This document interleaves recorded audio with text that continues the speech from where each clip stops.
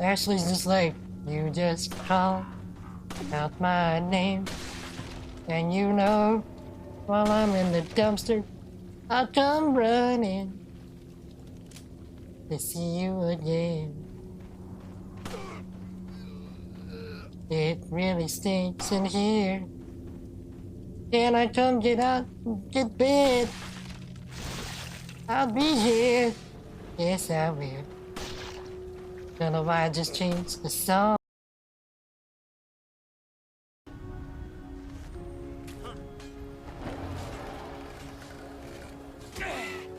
Really? You suck! Suck! I just got hit out of the air and quack,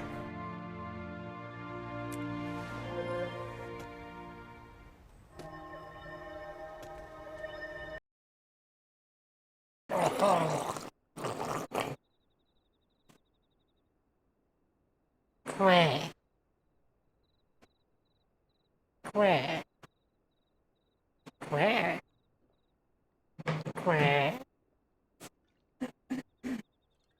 quack, quack.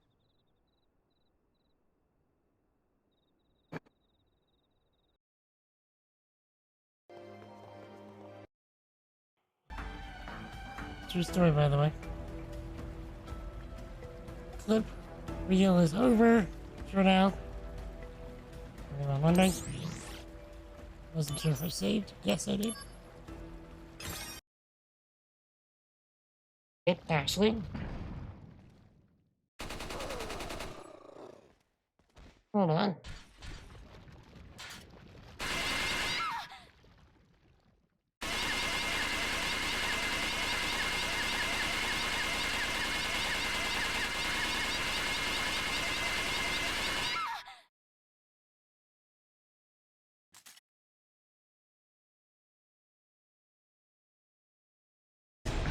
Oh, my gun's overheated.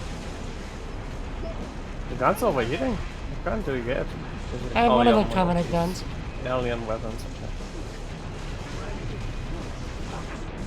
The covenant guns, like I said, are very good against, especially the elites shields. But, they overheat. Everybody inside. More hostiles on the way. Watch your fire. During this game, Jettison. Madeline here is making us a pie with all of the strawberries.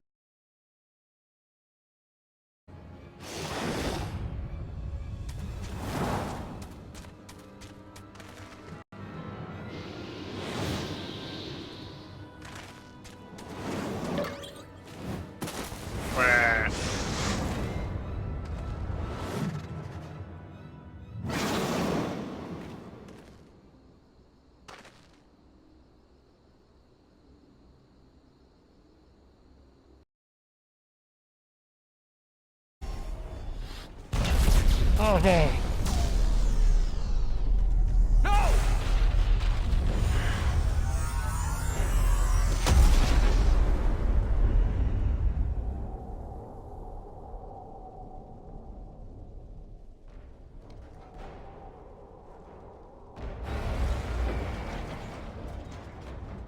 Everybody's dead. There's a bobblehead there. What would that even look like? A bobblehead there. Just be a... or hula bobby. Hula bobby would be easier. Just be a... chocobo with, you know, the thing around the waist. The hula thing.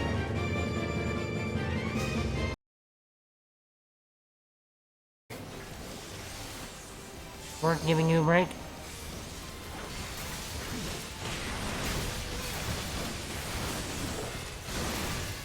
Yeah, but Zorgoth can do whatever he wants. He's got the freedom! Because this is New America! Heck yeah! My frog!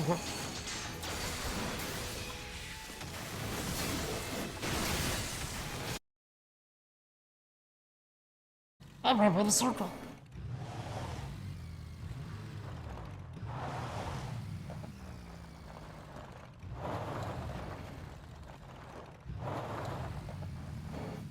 This is gonna end badly. Oh, shut up.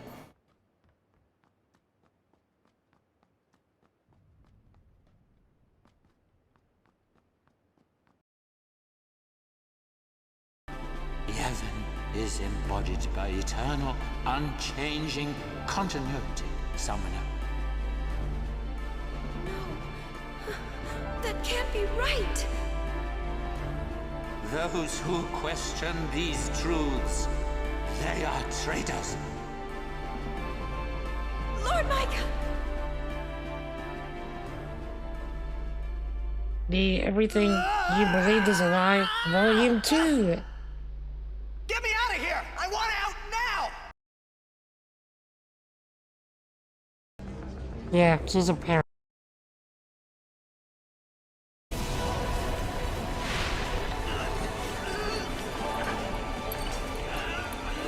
It all begins here.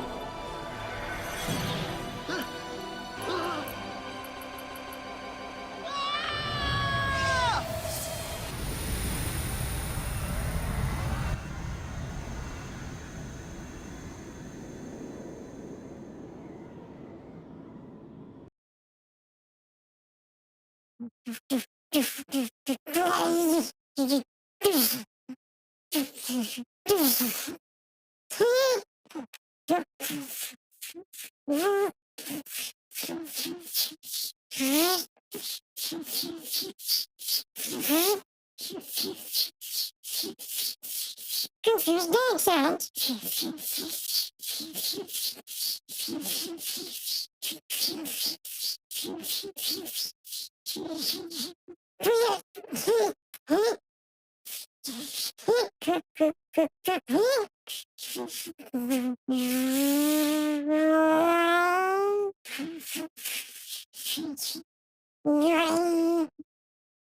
Spirit noises. Hold on, I'm gonna turn on sound. I grant you the breath of life talisman. This talisman.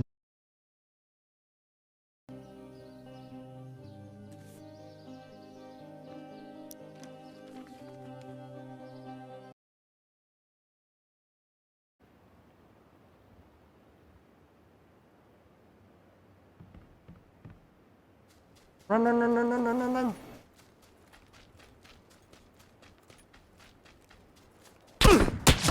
No, I knew this was gonna happen.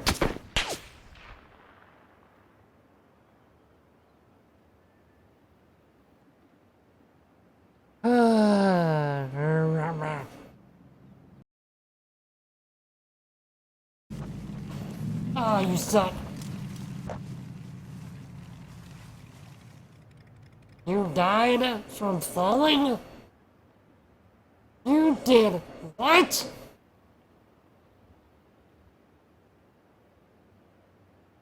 What kind of pansy are you?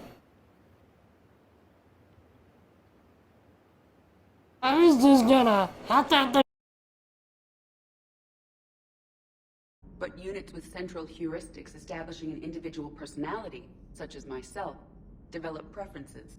These preferences form attachments that keep my calculations from devaluing the worth of the lives aboard the Normandy. You're saying the Geth turned on the Quarians because they aren't individuals? That is my theory, but it is limited to a sample size of one society. The only other notable synthetic society is the Reapers, and we do not know if they govern.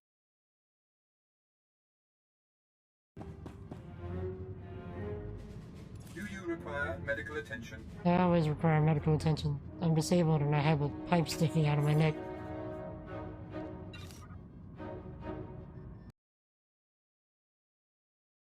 Because you don't try taking his stuff! Don't get me started on Laura Trust! What is a trust, anyway? Alexa, stop!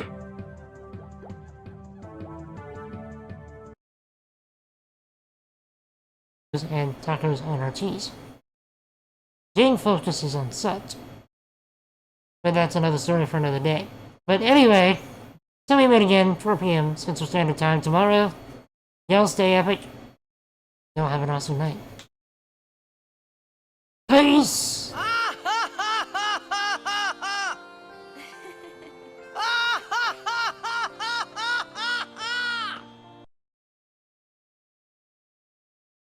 Howdy. Why the brain is simply not a computer, it should be. And a multitude of other interesting facts that will make your head spin. This edition also includes 2 new chapters about the development of the brain and how it affects your behavior in different stages of our lives.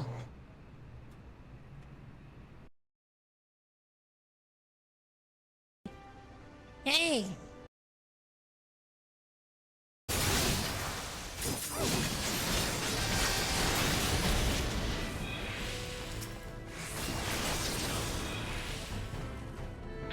Get good, scrub. Computer! Why? I wasn't even saying anything. Again! I'm afraid if you're telling me to... Wait,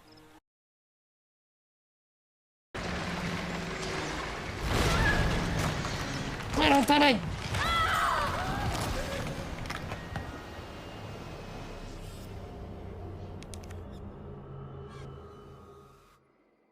threw the grenade.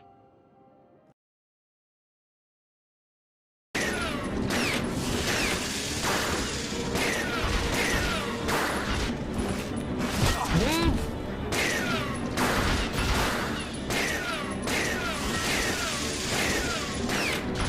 Let's get it. Shooting it.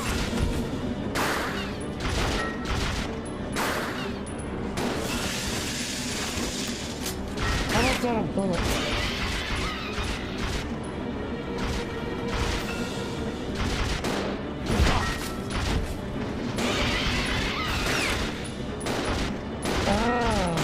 I've been aiming at the wrong spot this whole time.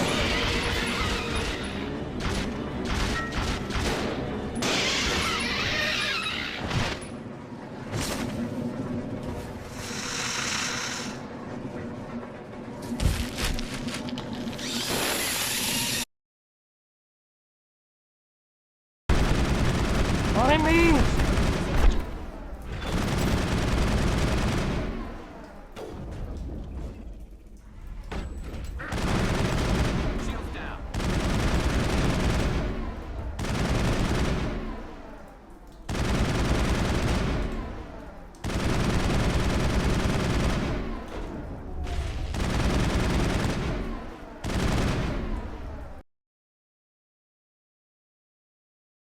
Alright, Chad. Big boys.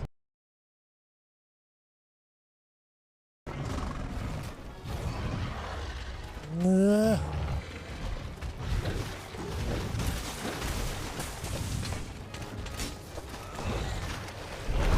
missed most of that.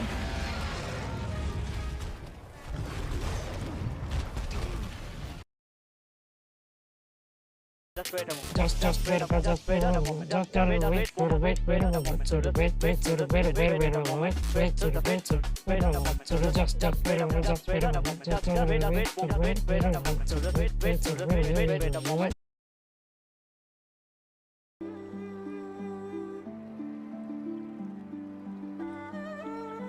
Well, I just got, whoa, what happened over there? That was sudden. Those storm clouds rolled in mighty quick. Y'all saw that? It was blue skies smiling at the storm.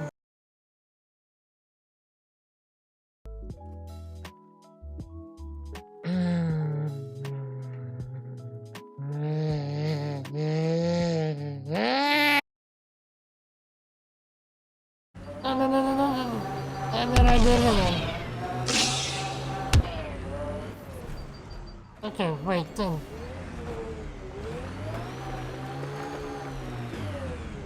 Oh, you gotta be kidding me. Oh, you got to be kidding me.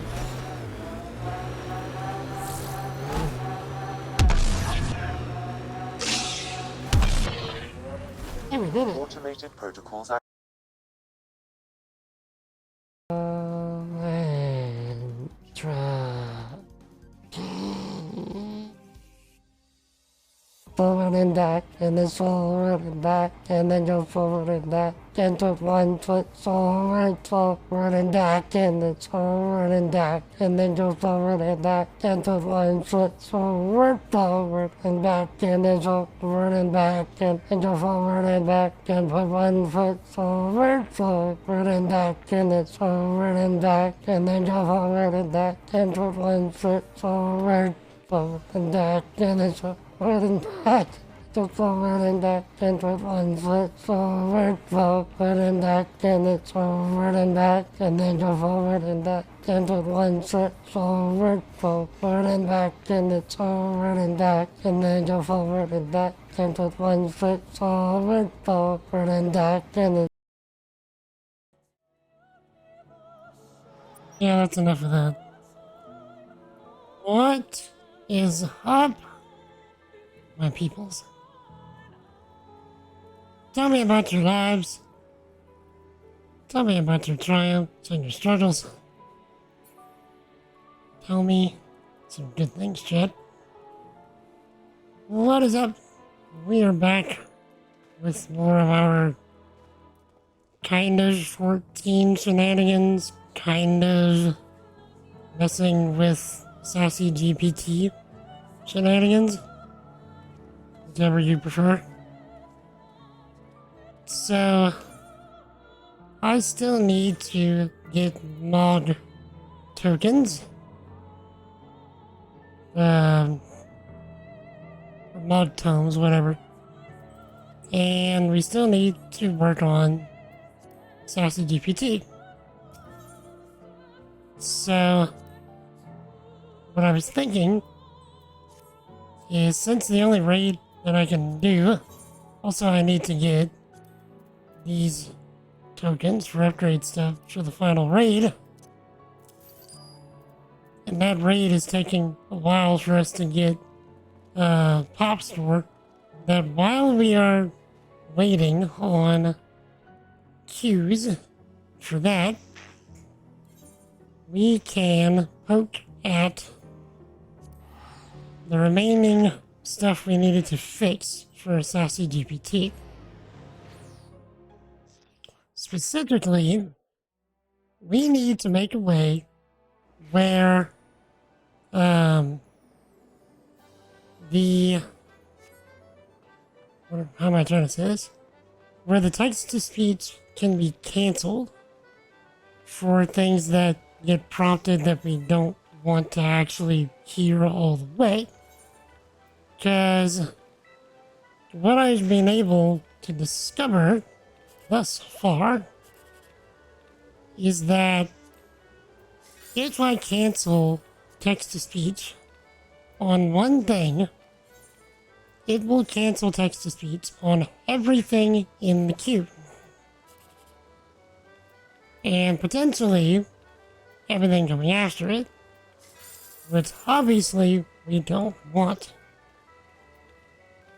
So we need to find a way. We'll probably need to get hacky cheeky to be able to do this, to just be able to cancel one TTS at a time. I know it can be done because I'm fairly certain Stream Elements does it. So it's not like we're attempting to do something that's not possible or that's not been done yet. We just need to figure out how to do it for ourselves. So, let me first check all of this stuff. I've already created the cancel TTS command to be able to, do that. And now all we have to do is work on the oh, the overlay part of it. So that means we won't have to restart the bot every time we have a change to the overlay, because we can just turn on and off the overlay to restart that. But we can't just restart the bot without losing like the current credits and all that stuff. So I suppose I can start this off by experimenting.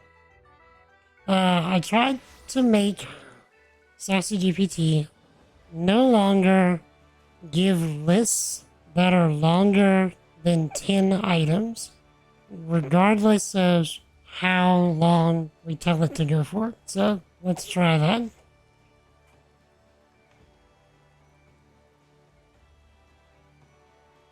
So give me 99 uses for cheese.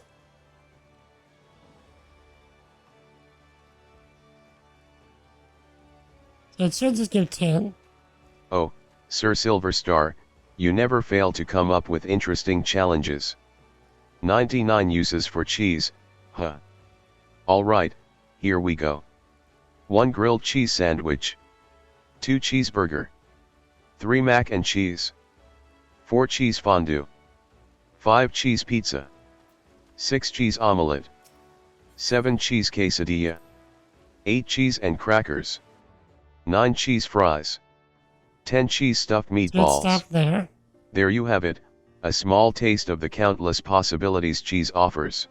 Nice. Just remember, Sir Silver Star, everything is better with cheese. Okay, also, I have it to where it will respond to the person that gave the prompt. So let's try it again with give me 50 health benefits of tea.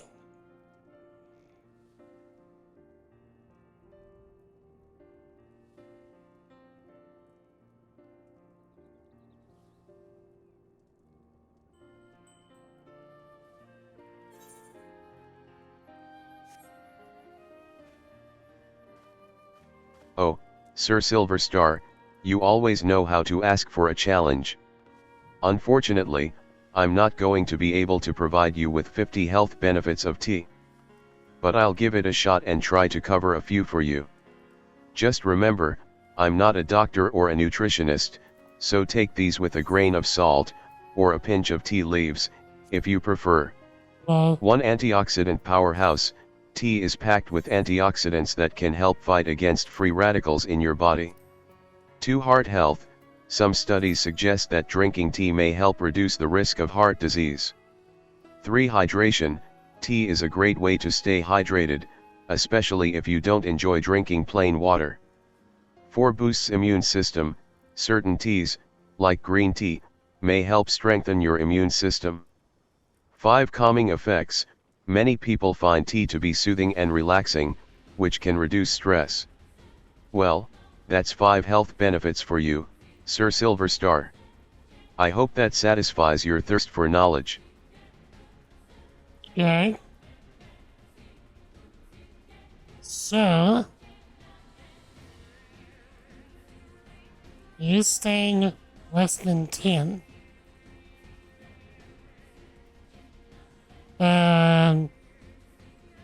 Yeah, there's one.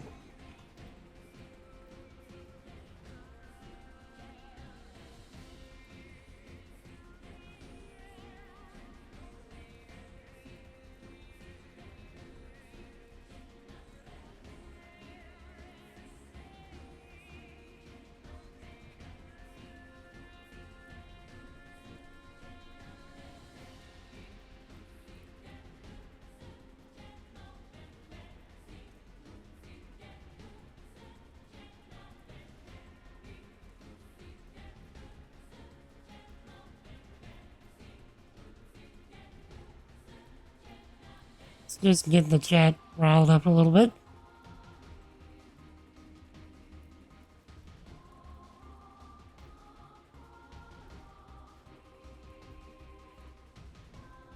Oh, Sir Silver Star, you're really testing my patience with this one.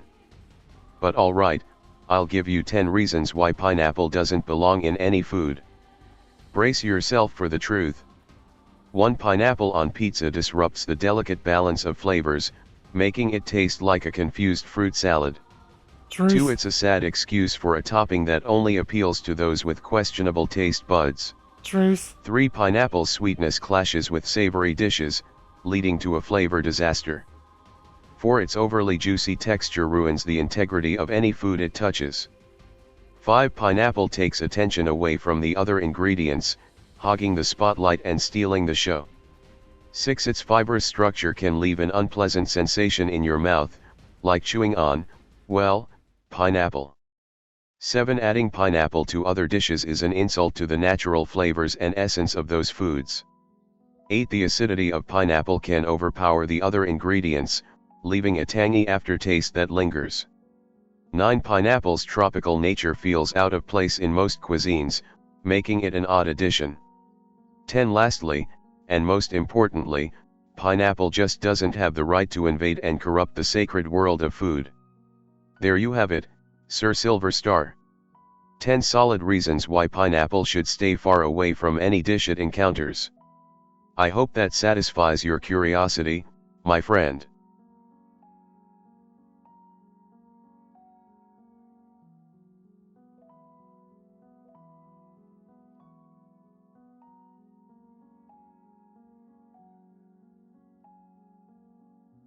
Exactly.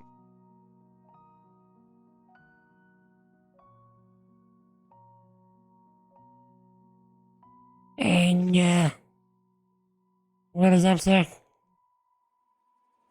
Thank you so much for that. Was it? 45 months, sir. I really do appreciate it. How is everything, Anger? Oh, I see how it is, sir, not your friend, buddy Ooh. Sylvestar. Guess that makes me your mortal enemy then, huh?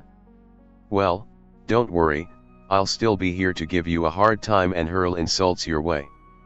It's the least I can do for someone who claims they're not my friend. Rude.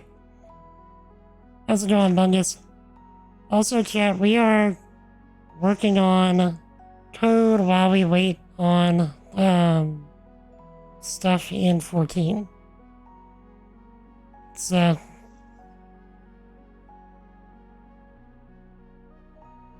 I am trying to figure out how to cancel TTS stuff while, not preventing the rest, from being canceled as well. Because what I was able to find was, if I cancel one TTS, it cancels them all. So I'm trying to prevent that from happening. So, I know it's been done, but how to do it is another question entirely. But how's it going, Anger? Also, I'm glad to see that the bot is handing out tokens. So you did just get 5 more tokens to trigger Sassy GPT with, if you so choose. So, playing, vibing along, nice. Didn't you say that you were looking forward to Payday 3 or something? Is that out yet? You're playing, I don't know, Bungus, why? I read that as Battlegrounds 3, but I know you meant Baldur's Gate. In a deep sea of performance issues? The game's not running well?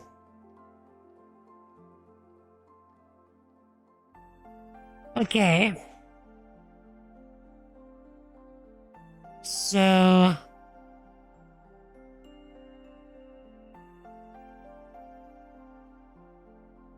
here's what I'm thinking.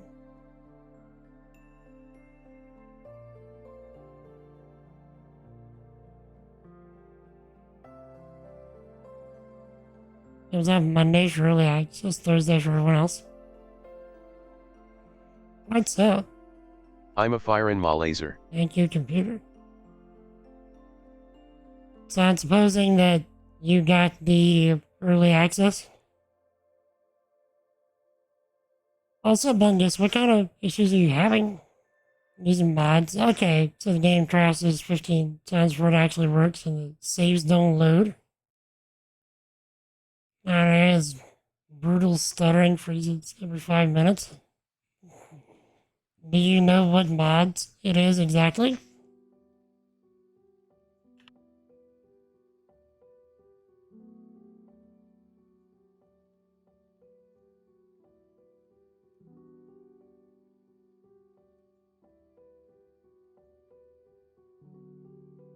Okay.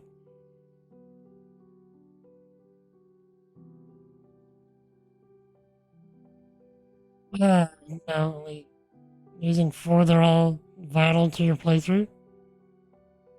I mean, just to check for performance, though, might not hurt to try disabling one at a time until you get the performance back, just to see.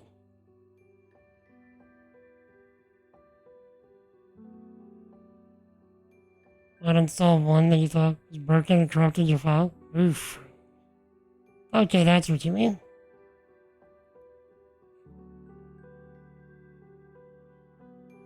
Replay 10 hours? Jeez.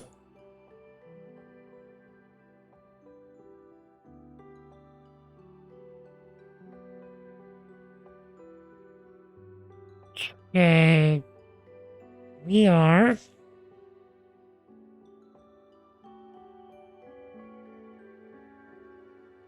at 98%. That was exactly the same. But still, oof.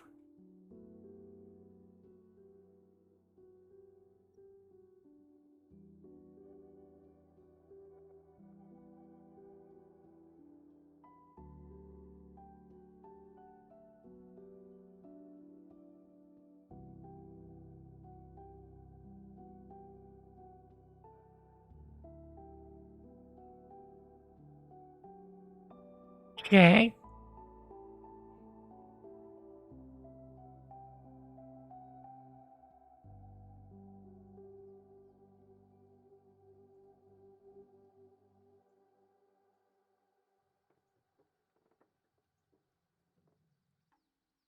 Definitely not a 10 out of 10 game.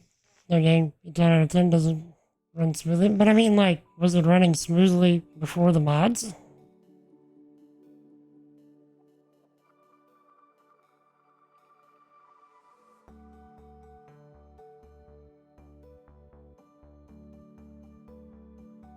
Okay.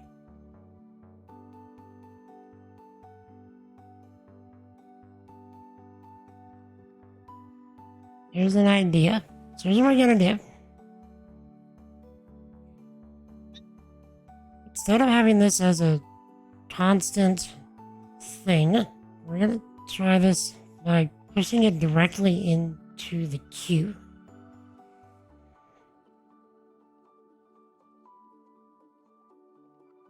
Then what we're gonna do? Mods calls crashing and startup, and when the games are from the game itself. I see. Okay. So this is gonna be TTS test queue at 0. Then okay. Test queue 0, yes. So we want the text to be 9 Ha! Not gonna say anything. Okay.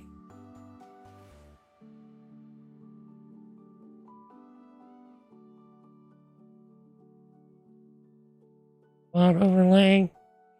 Okay. So let's see if this works.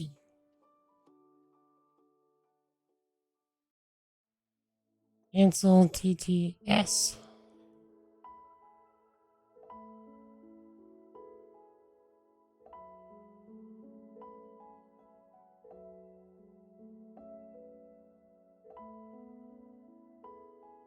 It's not doing what I want.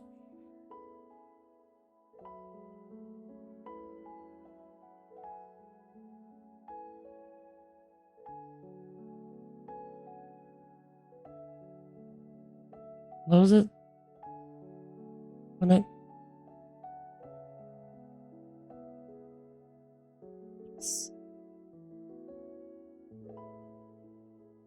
Oh, that's why. Okay.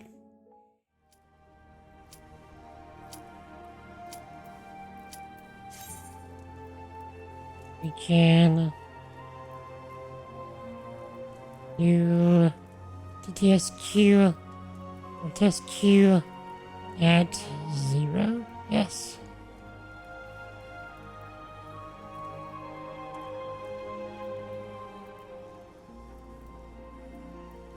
Relay.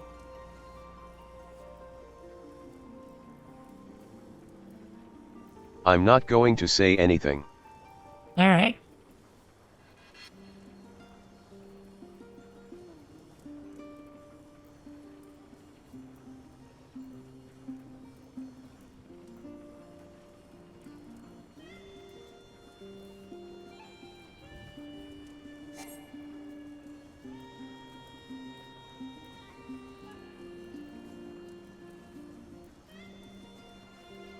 Okay. I just want to figure something out. If you can play a game above 60 FPS, is it in your best interest to upscale beyond native resolution to improve the visuals? Well, but the more you upscale, the more you're gonna reduce your FPS. To my understanding. Okay. So TTS Q, test Q, splice,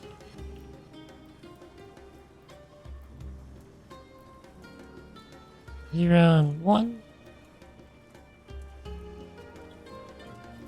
But we want to do this after like half a second.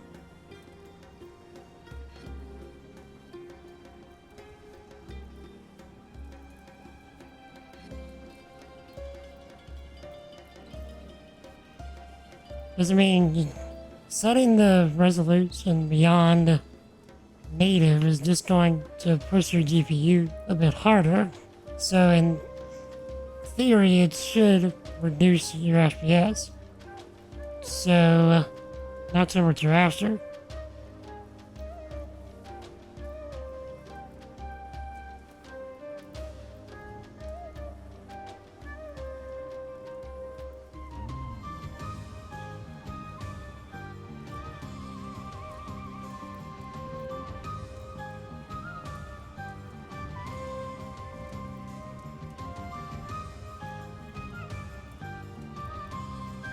Okay, so if I'm right,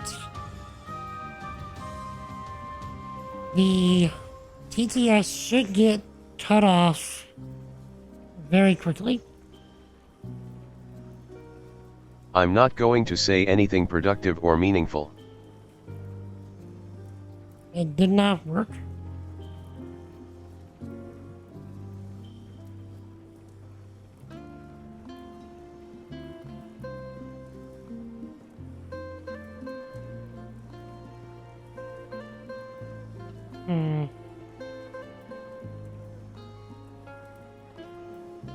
Online community says upscaling essentially is an expensive version of anti-aliasing.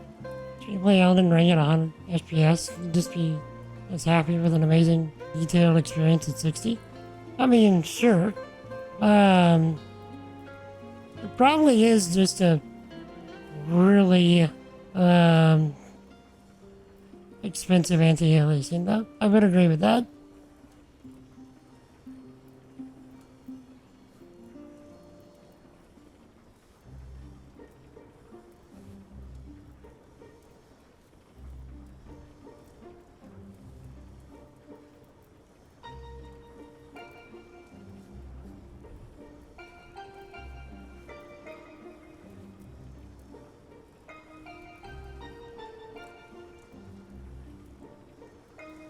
Okay.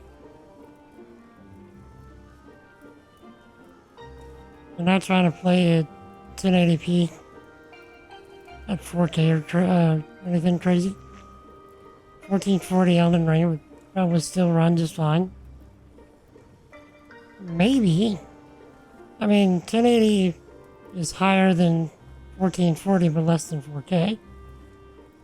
So, I mean, I'm not sure what you're trying to get at.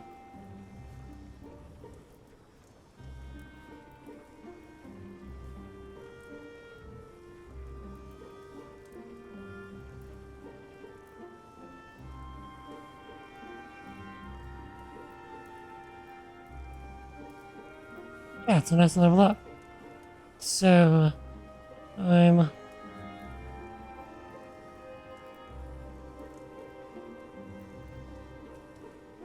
going to say something.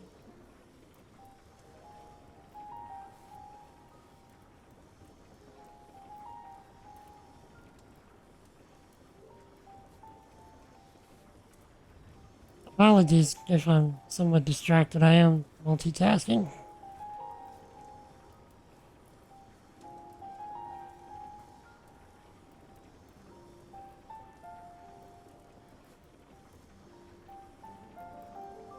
Pixel count will stay the same with the sharpness. So, pixel count will actually go up because that's what that means by upscaling a resolution. So, which will increase sharpness by the nature of it. So, but anti-aliasing, I don't know if you know what anti-aliasing is, but it's whenever you look at the edge of something, you'll sometimes see like this stair stepping kind of thing going on with the pixels. And it just forces those to have like more steps to make it look smoother along the edges, which you can do by forcing higher resolution as well. So, but increasing resolution, to my understanding, I would agree, is going to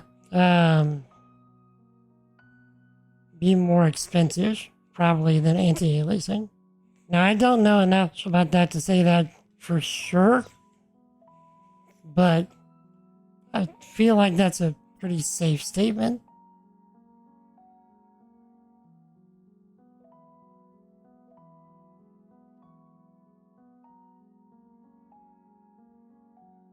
Okay.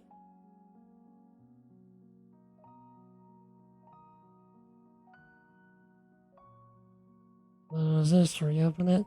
Alright. This should cancel something within half a second and then play another thing a half a second later. I'm not going to say anything productive or meaningful.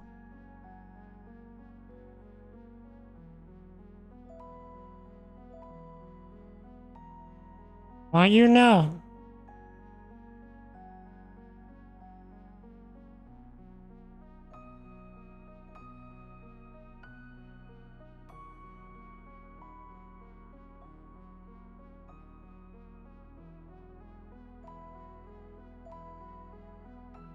I'm not going to say anything productive or meaningful.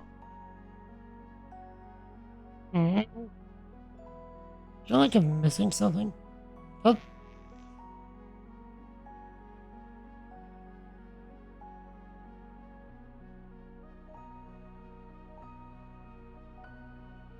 Never mind.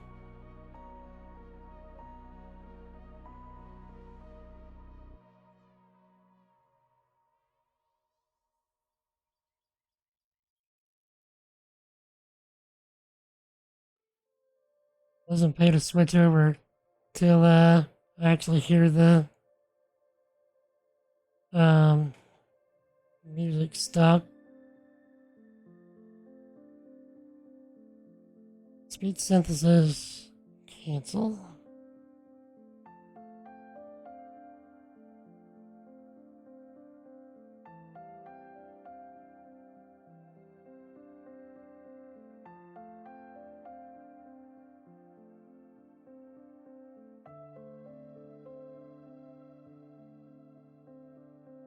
Yeah, so I'm doing the wrong thing. So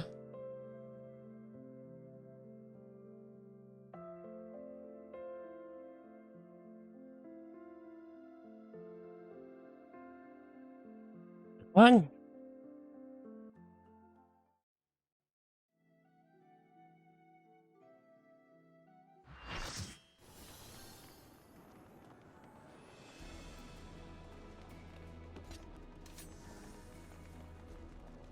Okay. The issue is the image will be sharper or smoother.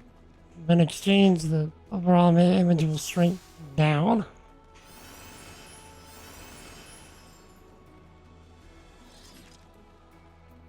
You mean by increasing the resolution, the image shrinks down?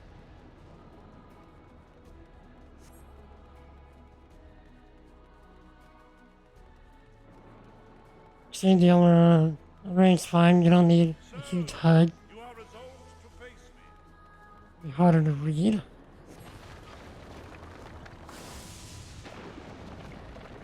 So,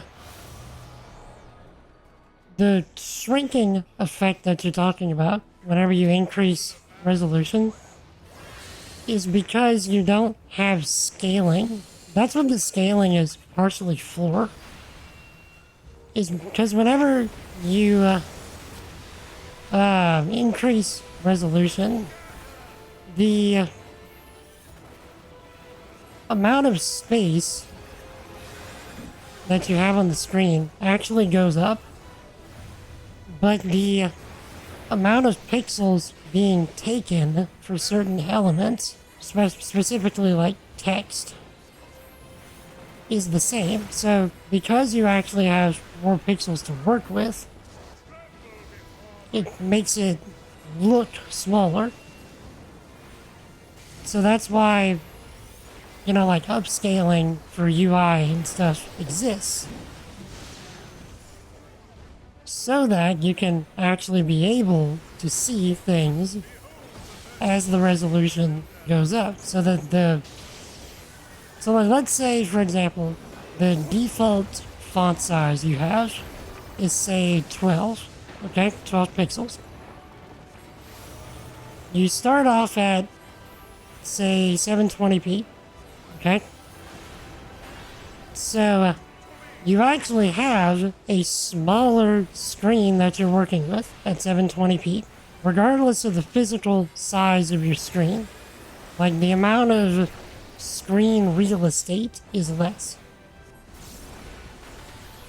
But whenever you go to 1080p, the amount of screen real estate goes up, but that 12 pixels is smaller because it's still just 12 pixels. So you need the scaling of the UI to go up in proportion to your resolution, otherwise things look too small. Like, I can actually show it here after I get out of this, if you remind me.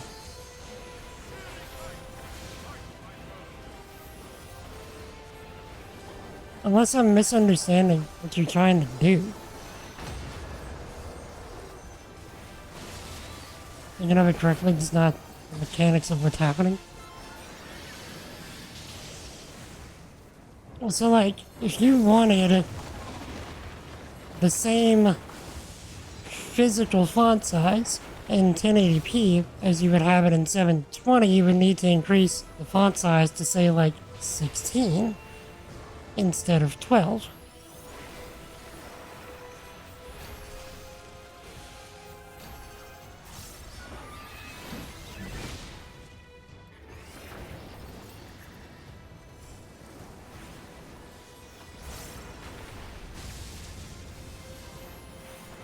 So, I mean, I would venture to say that's probably why a lot of people stick with 1080p gaming in general, because of the UI being, you know, the right size. A lot of things are designed for 1080p UI.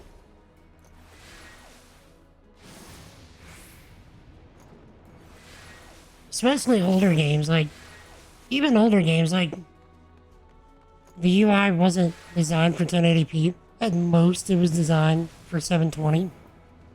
And so if you go to 1080, the UI is little bitty. Because there's no real such thing as scaling in older games.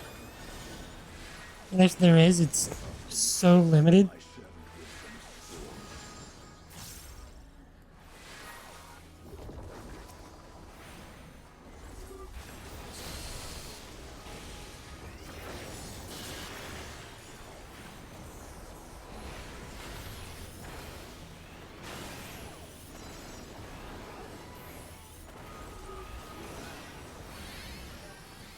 Oh, by the way, Chad, out of curiosity, speaking of Elden Ring and Souls games and whatnot, have any of you played Mortal Shell? I'm rather curious about it, and I believe it's on sale for like just a few bucks.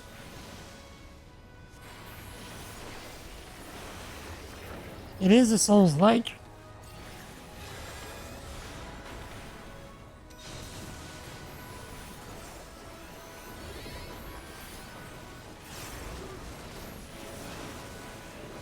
Games like Elden Ring, where you don't put the UI mods, you could hide it. Upscale to 1440p.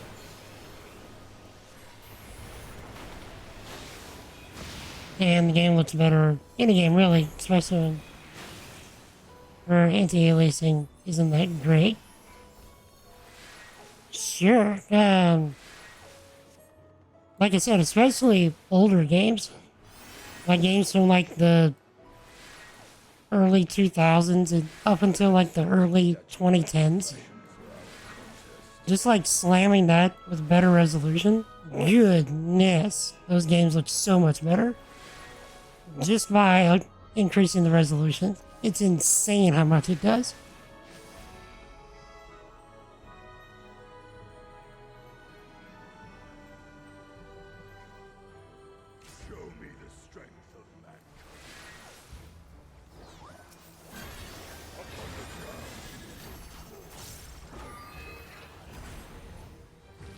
And then especially like if you can get anti-aliasing and higher resolution, oh my goodness.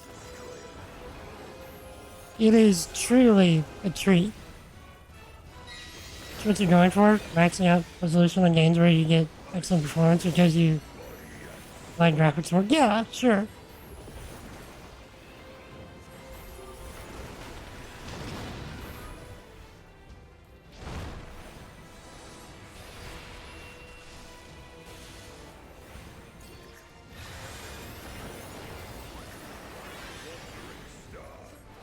Also, I got a new phone, and I'm so used to not having a physical phone. Like, I've gone most of my life without a phone because I do everything through Google Voice.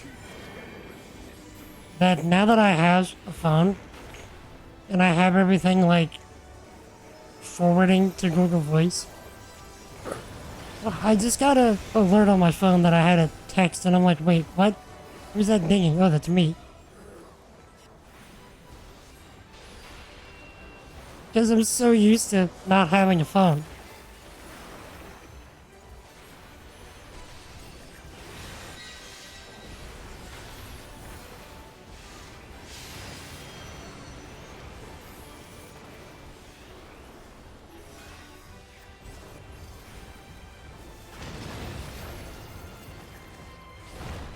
But yeah, so like, what games are you specifically trying to do this with? Just Elden Ring or anything else? I can imagine Dark Souls 3 would look amazing at 1440p, even 4K. You could probably run Dark Souls 3 at 4K pretty easy with a decent GPU. Debate of having it with yourself. You want a 90 to 100 FPS on high ultra at 1080p, or do you want 1440 or 2K at 60? You'll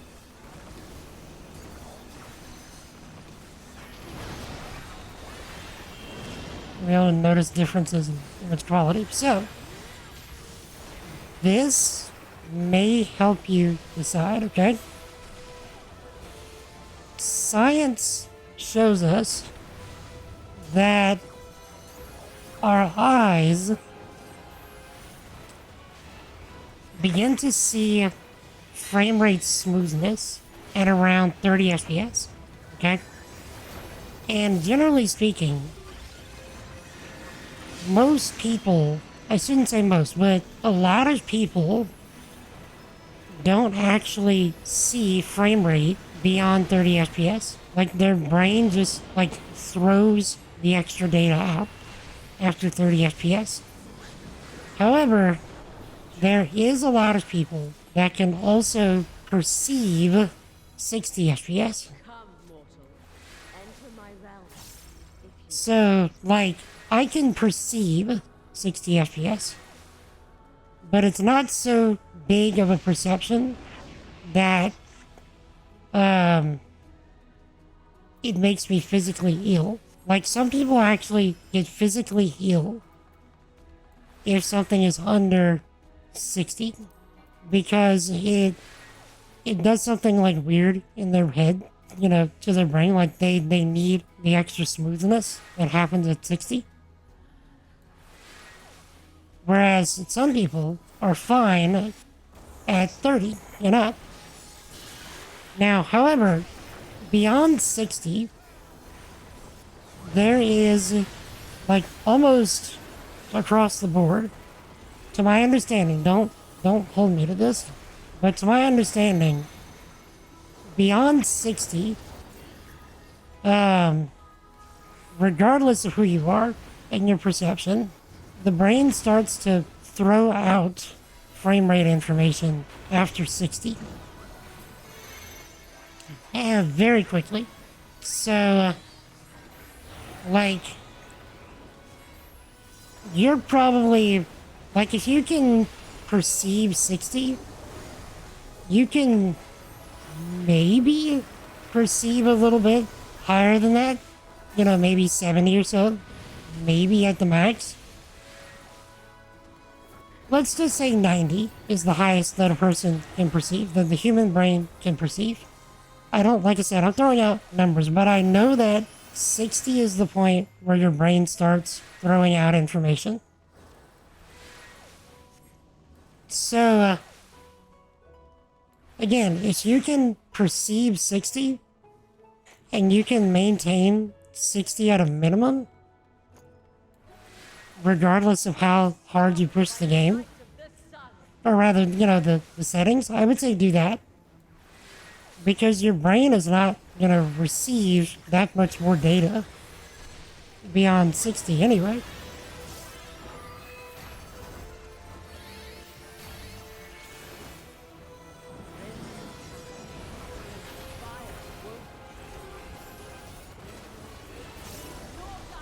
You can tell immediately if your game's running smooth at 45 FPS or higher.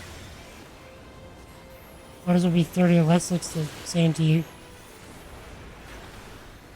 So I was just looking at Xbox info for 14. Found something new. Anger. Have crossplay you can use your current account. Nice.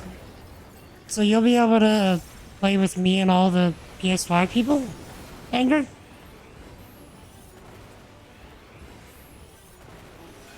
If that's the case, that is flippin' sweet. I need to get you back in this.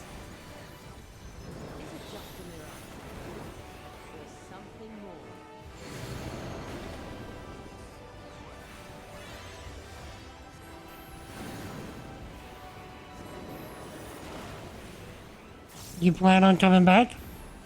Or at least for the free trial stuff? Especially considering you get Heaven's Word and Stormblood. Like, that's a metric turd nugget ton of content. At the very least, just install it. So you can join in if you ever choose to.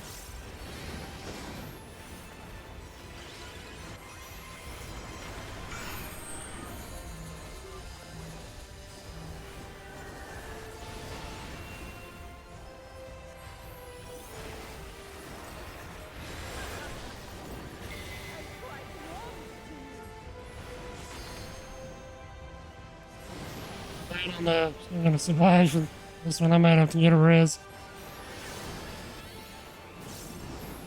Not good with some of her attacks. Okay, where is the mirages? Yeah, I was on the right side to begin with.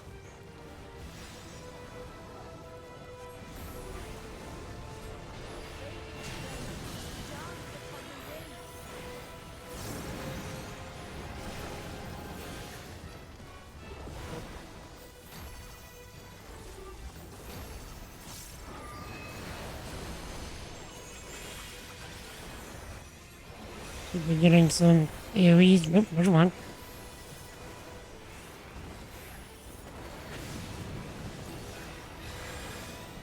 Hold on, Mungus, I see you. This is a mechanic I have to pay attention to. Just a second.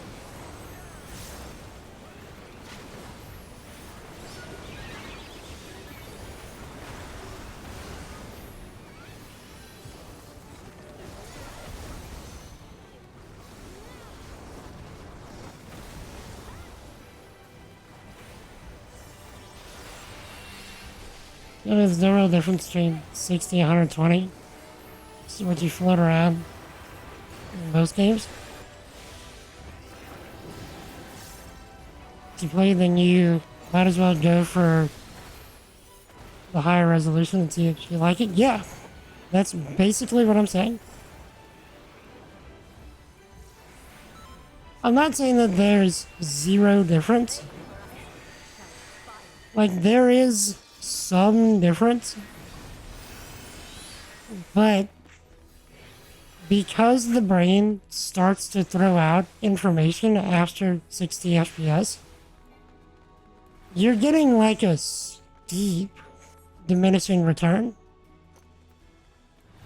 So what I'm saying is after 60 FPS, the diminishing return is so steep that you should just try and maintain 60 if you really care about smoothness and visual quality, because that's your best balance, is 60.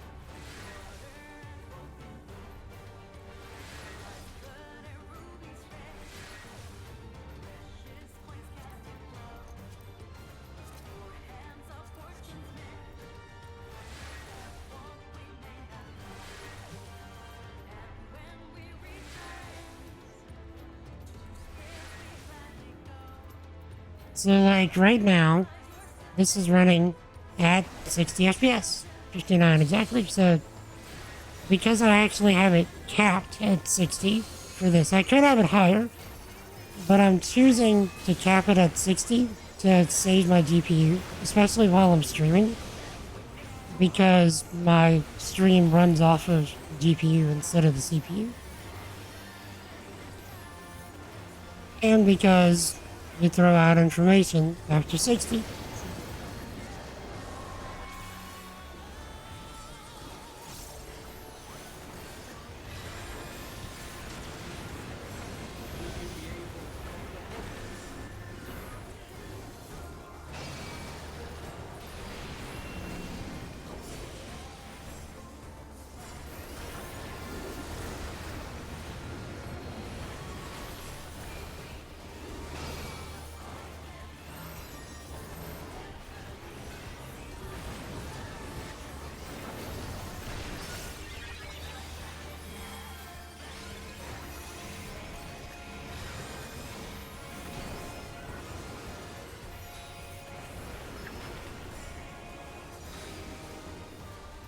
Now, before you get confused, Bungus, with what you're looking at on the stream, what I'm running right here,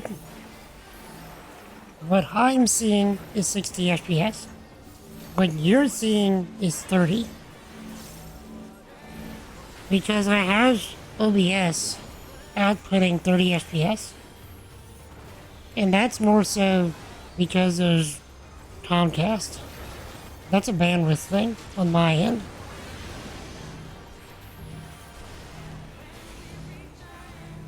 Because the higher the frame rate, the more bandwidth it takes on my end. And Comcast actually has a bandwidth cap, which is absurd. Unless I wanted to pay an extra $30 a month to get unlimited data on an ISP, of all things.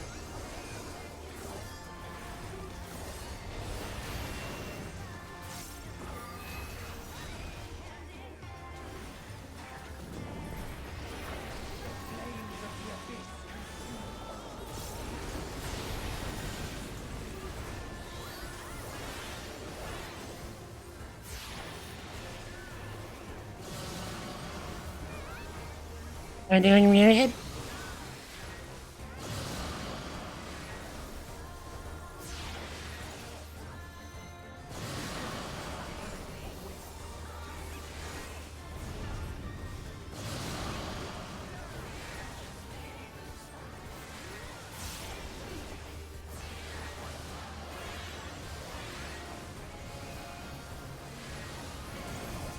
It actually took me so long to figure out this mechanic.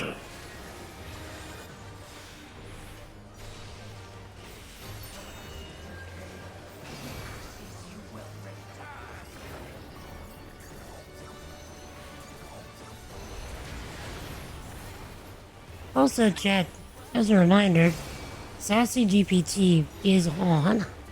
So if y'all want to talk to, if you want to make the bot use ChatGPT and you have tokens available, exclamation point GPT, and whatever you want to prompt him with.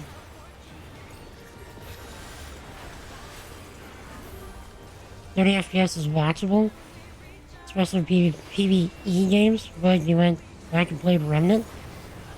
It was 30 FPS I wasn't watching.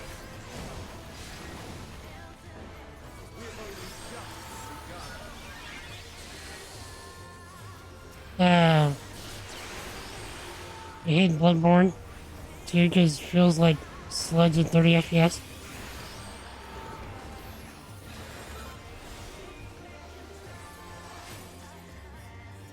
I've only had one experience where playing at 30 FPS actually felt bad to me, like I could physically feel the 30 FPS.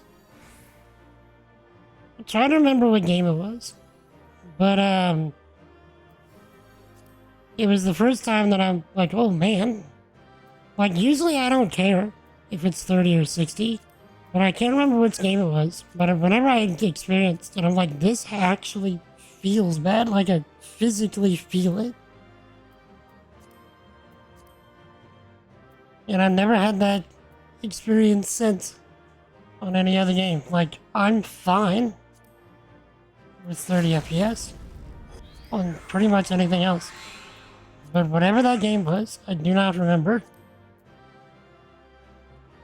That messed me up.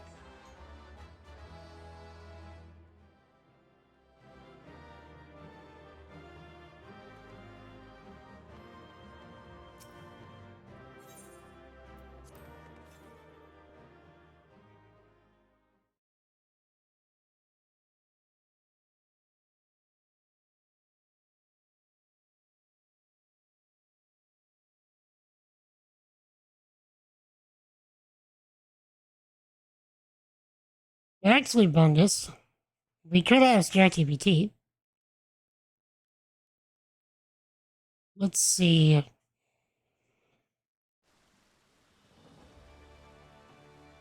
Let's see. I'll ask Sassy Computer. Is it better to have higher resolution or anti-aliasing when gaming?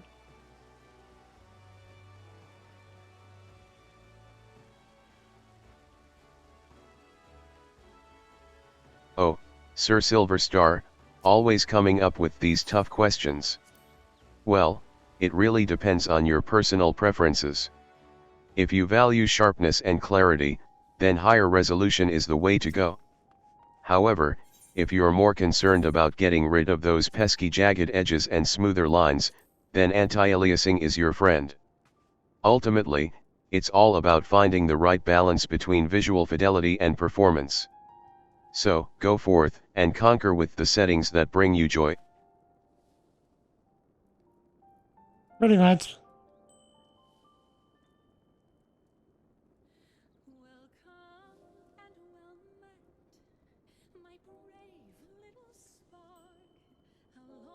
So basically the same thing that I said.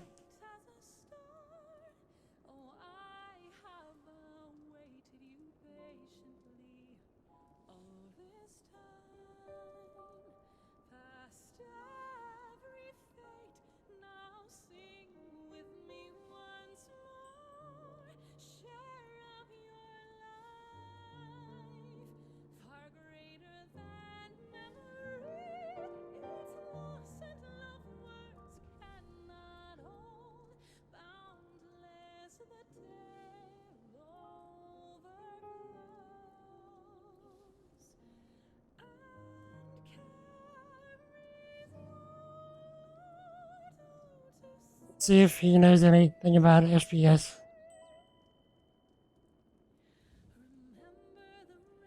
Oh, Silverstar, you are truly obsessed with frame rates, aren't you? Well, the highest frame rate that humans can perceive while gaming is typically considered to be around 60 frames per second, FPS. Most people find 60 FPS to be smooth and responsive enough for an enjoyable gaming experience.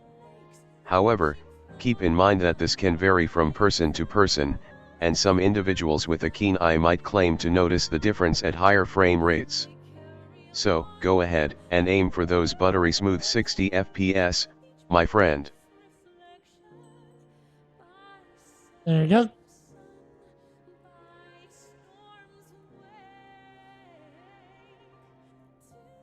Because there's one on other games to fix the program. Yeah. Stick with natives. There you go. Yes.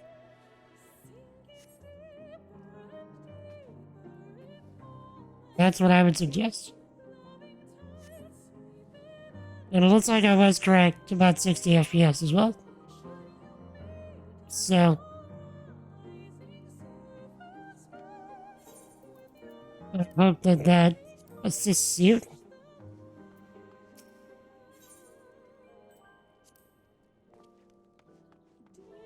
$60 or 100 FPS. You don't see, yeah, exactly. But you feel it when frames are lower, yeah.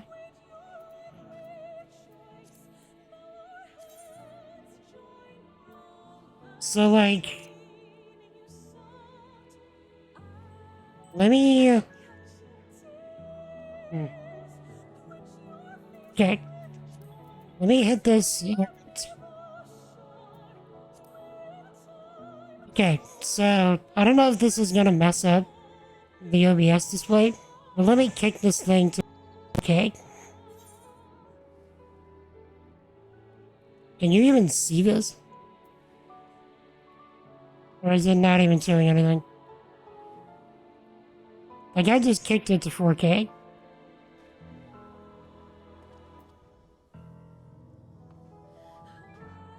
Yeah, it really didn't even work. The screen shrunk, but was it still moving? Here, I'll do it again.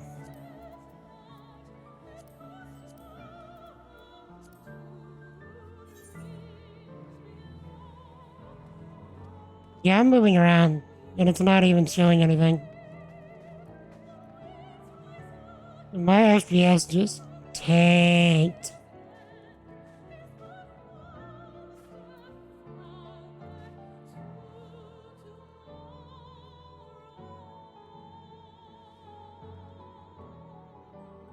Okay.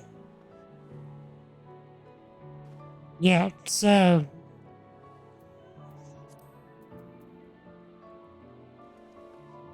Yeah, now we should be back. So yeah, this is 60 FPS, what you're looking at. So if I was to... Okay. This is gonna feel sick for the both of us. This is 15 FPS.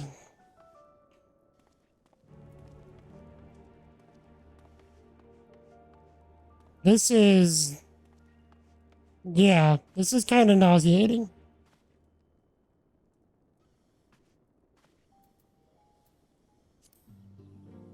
It's like the Switch low. So...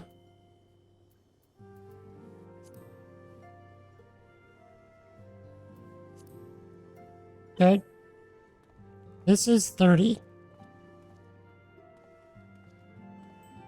Like, I can kind of tell the difference. Like, if you look at the picture right here, this one,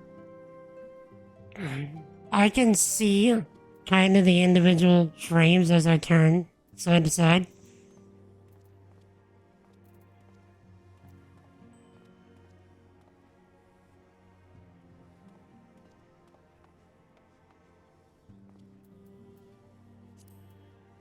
And then this is what I was at. So this is 60. So you see the difference? Like right here? Doesn't look nearly as bad.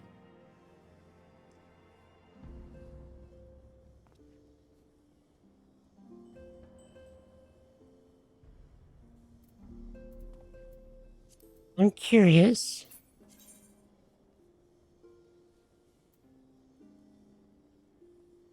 Yeah, you're getting 30. That doesn't mean that you're not getting impacted by what I'm getting on my screen. So, like, if I just remove the cap entirely, like, I'm gonna jump to roughly 90.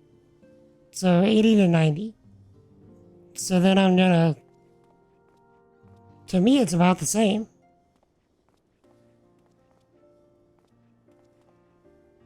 Because my eye can't really perceive much past 60.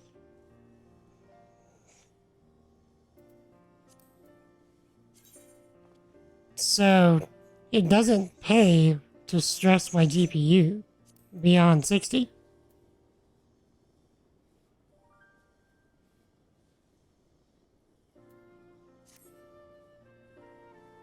Yeah, but I mean, you were seeing 15 displayed at 30. So it does impact it some.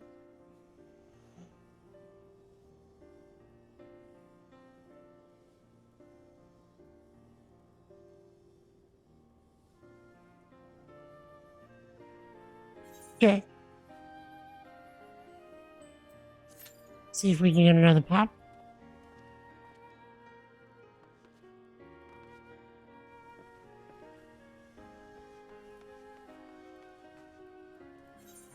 So I need 2 more runs of that particular raid before I can be done with it. Okay.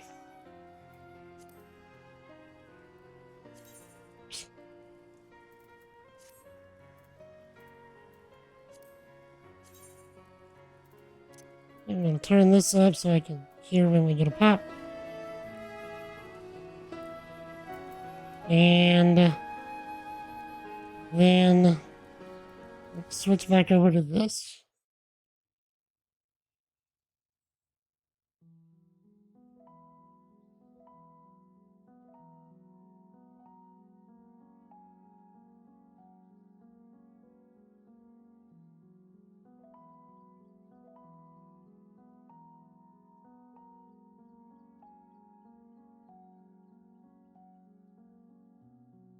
Okay.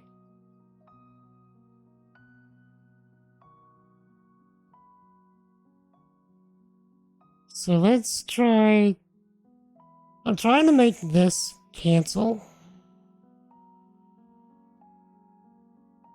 So.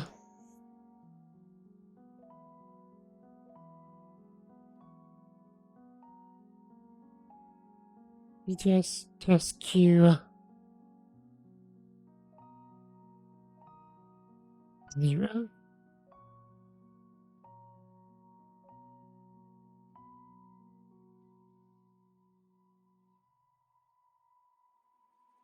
Okay. Uh, uh,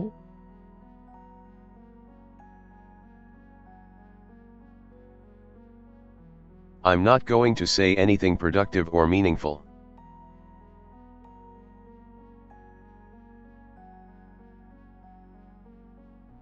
well.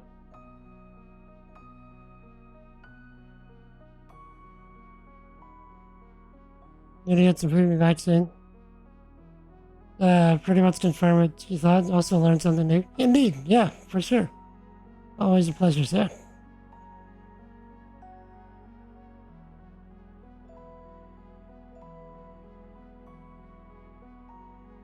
Okay.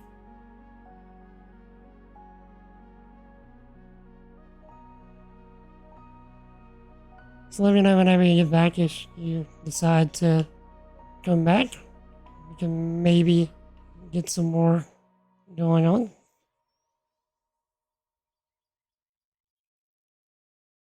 Okay.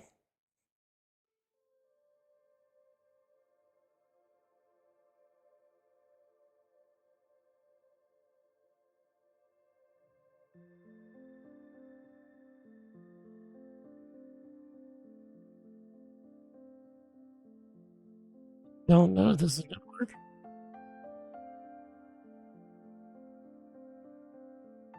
I actually highly doubt this is gonna work.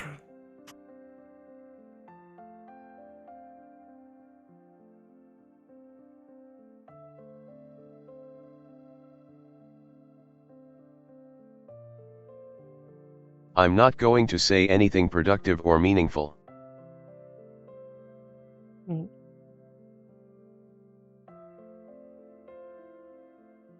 Okay.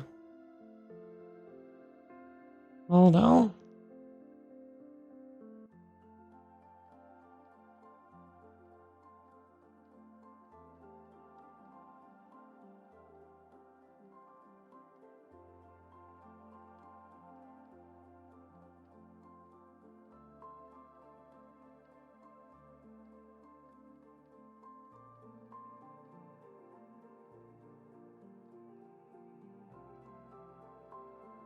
So it's not canceling it at all.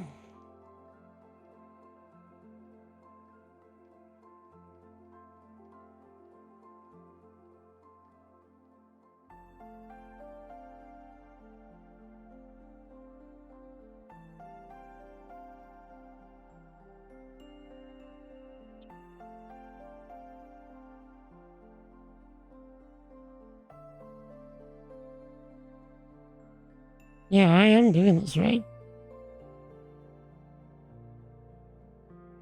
Or I was.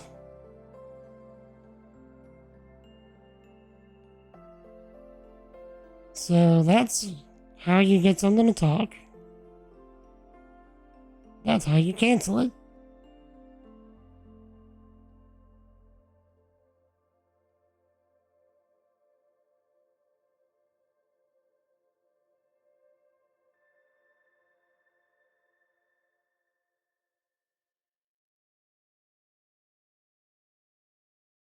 So this should allow both of them to go through.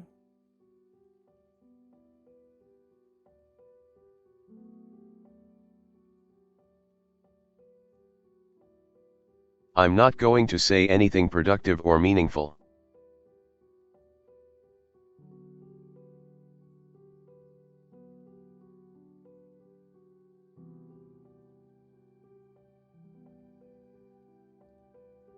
I don't like it.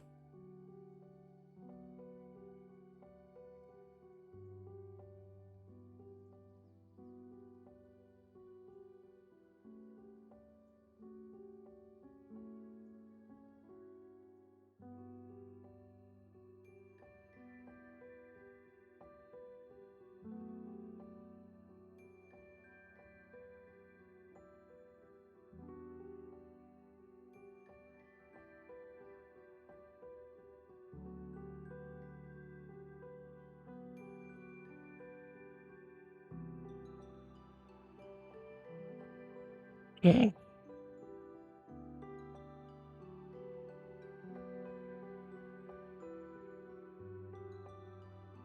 I'm not going to say anything productive or meaningful. Well, this one's not even playing.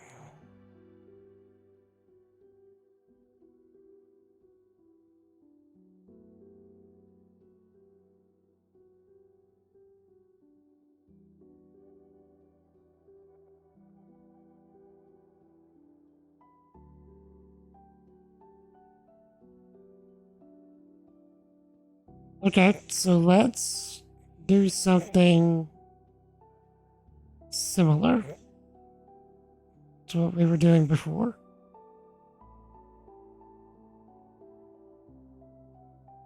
Okay, let's do 2 entries.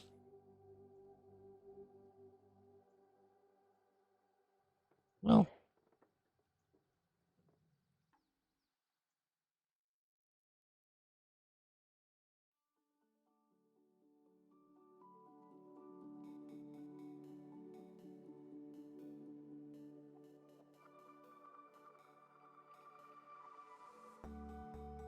okay. Now,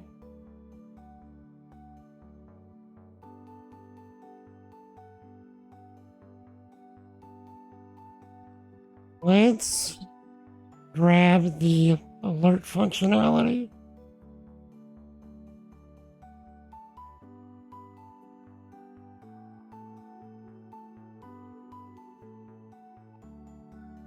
So,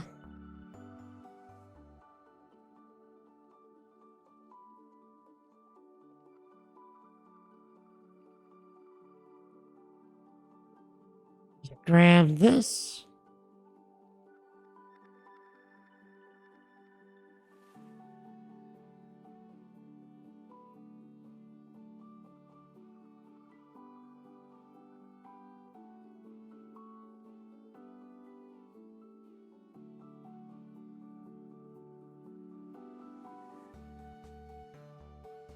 Okay.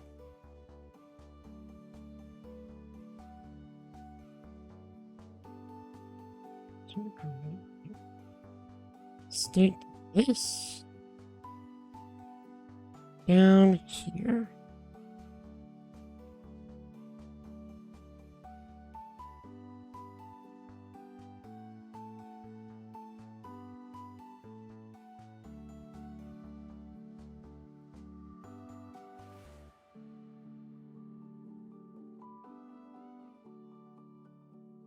Okay.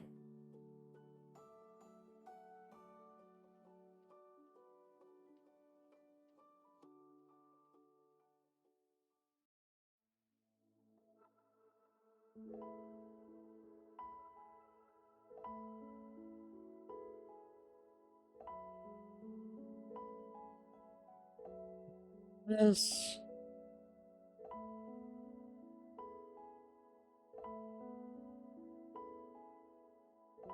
And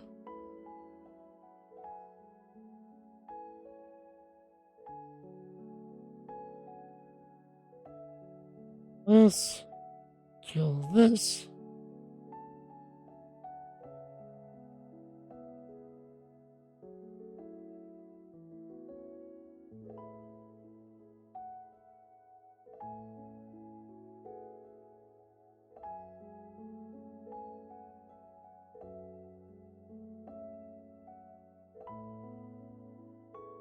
Okay. Then let's copy all this again. So...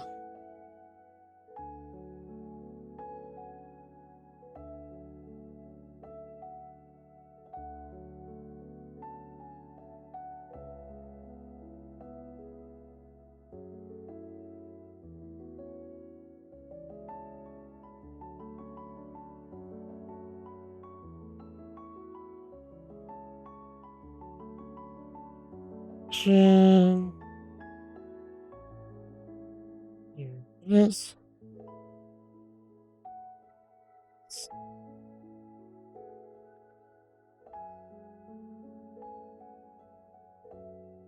Okay. So let's first make sure this works.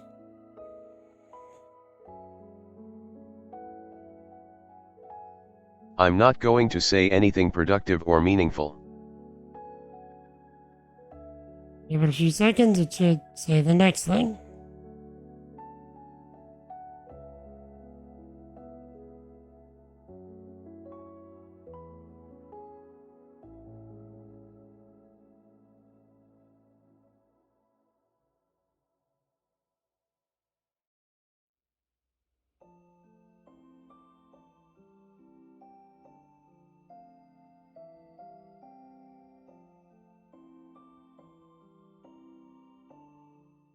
I'm not gonna say the next thing, is it?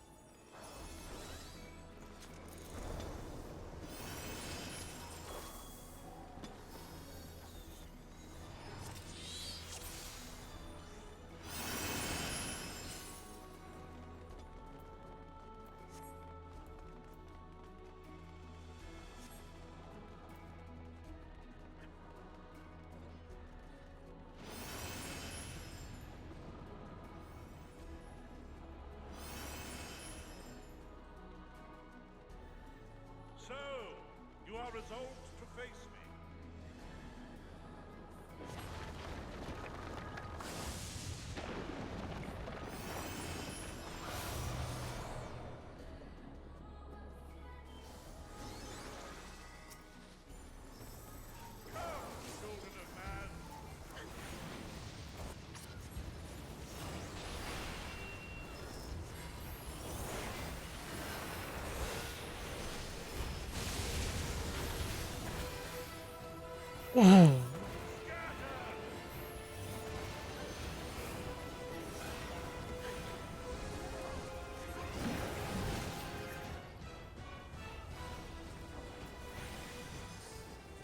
So yeah, now we need to figure out why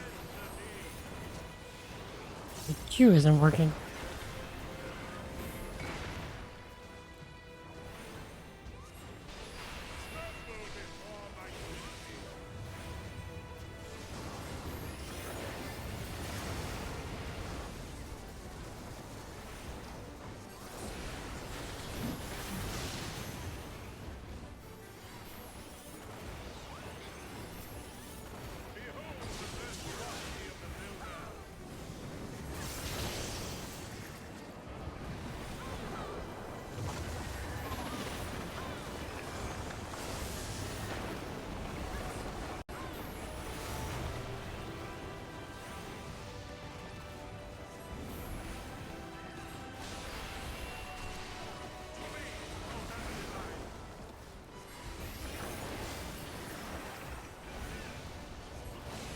Yeah, I have another idea.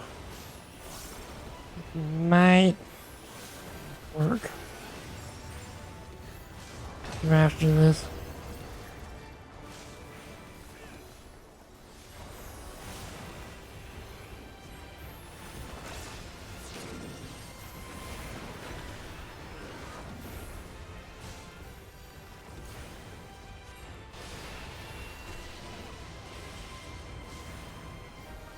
Because if I just have a few ChatGPT things going, then I just send a cancel command. It should, opposite word being should, stop one of them. Maybe I'm just making this harder than it has to be. It would not be unusual.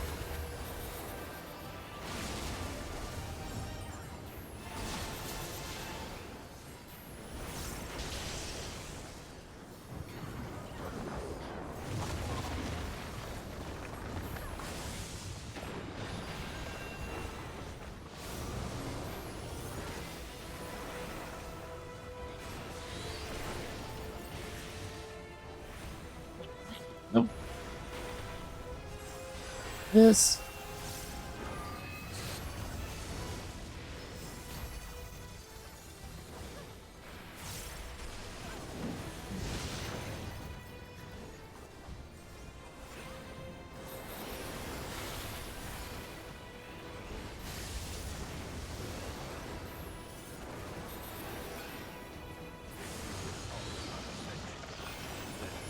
Nice.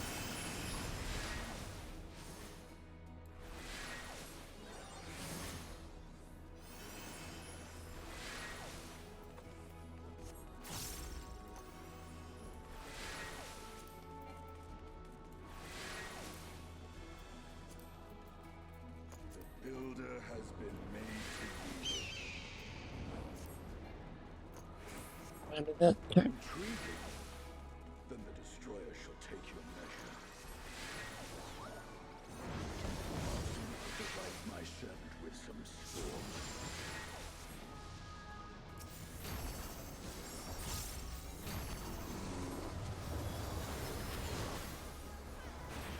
Hey, Anger.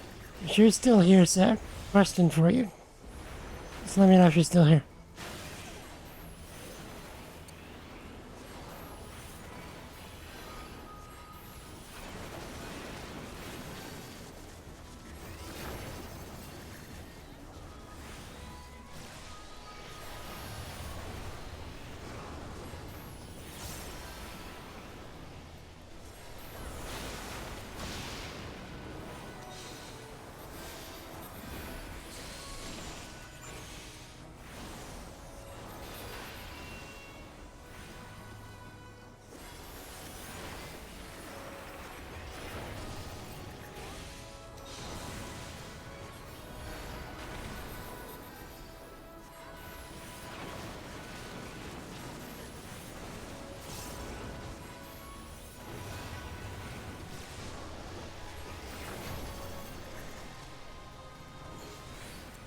Yeah.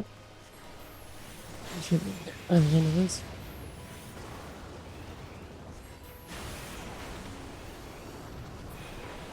Yep.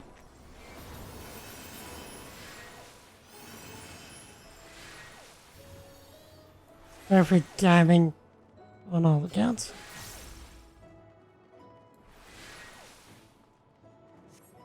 Ahead stands a statue I have fashioned for our contest.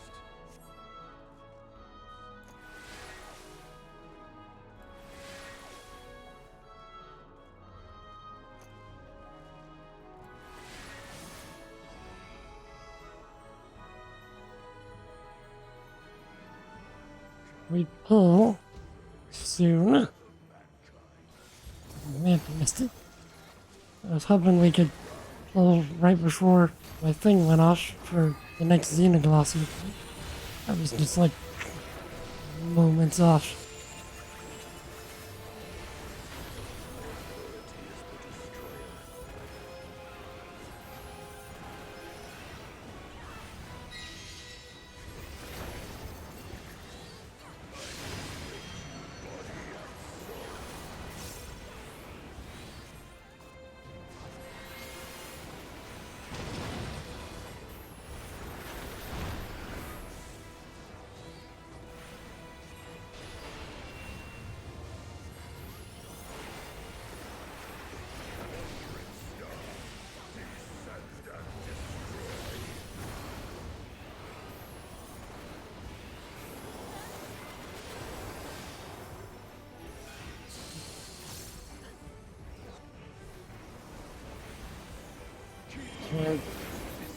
I didn't lose my Anakin in that one.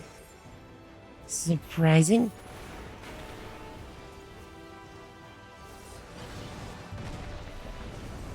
Oh, so close.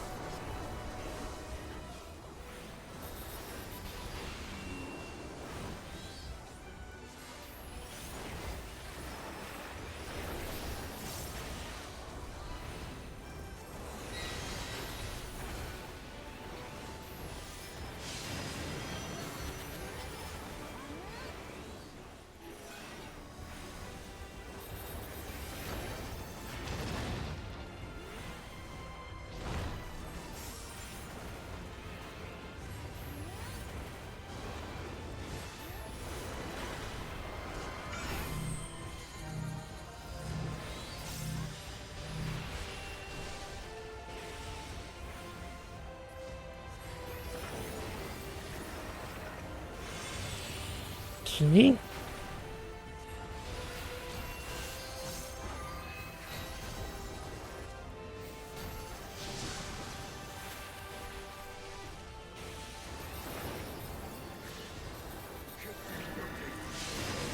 That's better timing.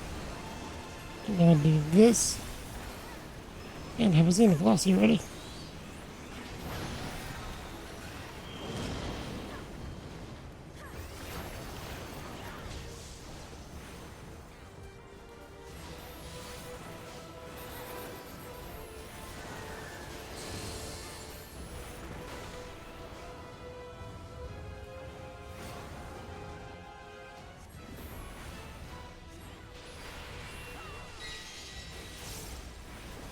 A lot of visual clutter. We call this visual puke in this game.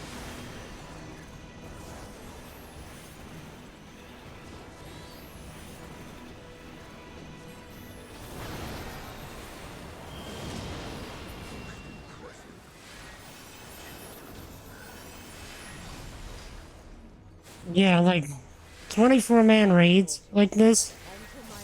Like there's so many spell effects going on that it is admittedly hard to see what's going on from time to time. I do like it most of the time.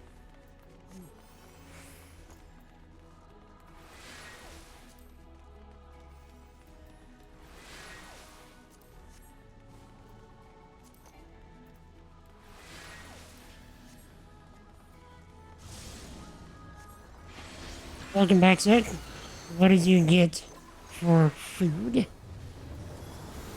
Like that stuff you're gonna have to be ready to position at all times? Yeah.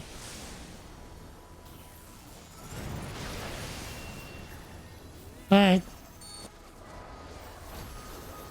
making burgers? Nice. What kind of burgers?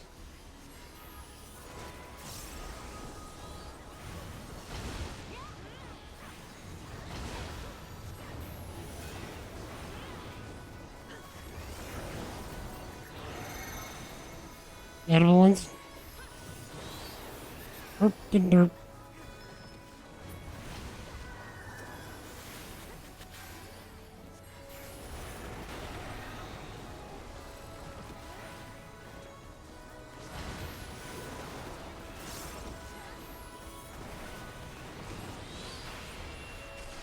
But see, stuff like this, because the AoE markers are so big, like it's not that hard to see what's going on.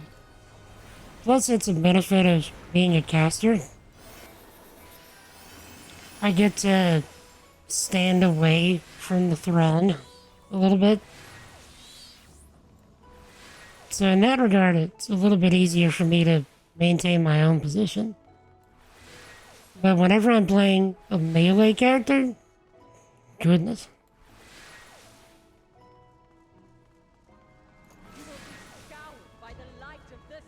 Want to be a high gear mage?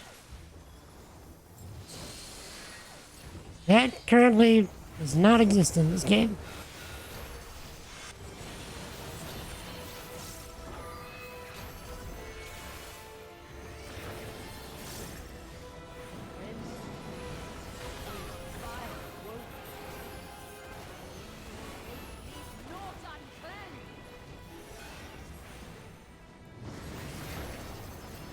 Water summon? Well, it can be, well, yeah, true. Even as a summoner, we don't have that yet. Like, we can't summon Leviathan yet. Like, we can summon Ifrit, Garuda, and Titan. And Bahamut and Phoenix. Currently. As far as, like, stuff that the player can summon.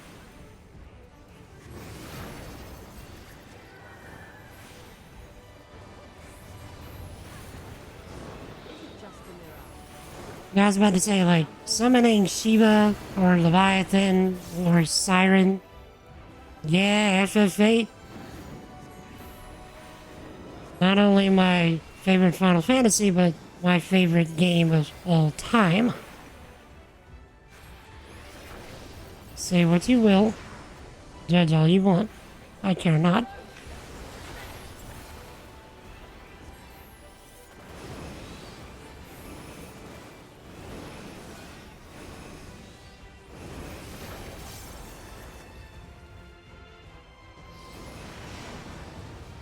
Can't let the...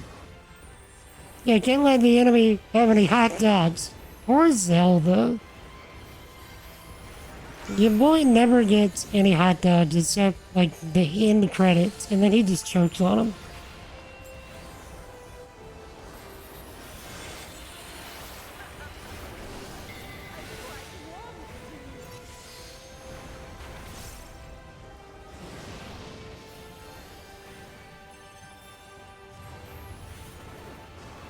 Zell cannot catch a break.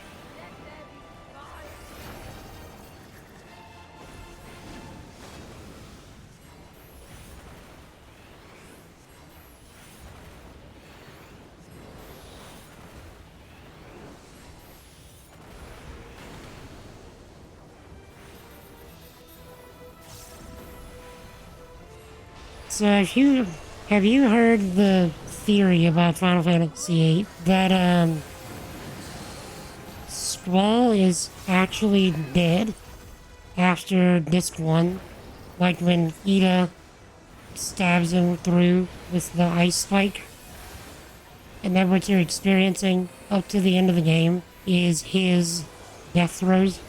Have you heard that one?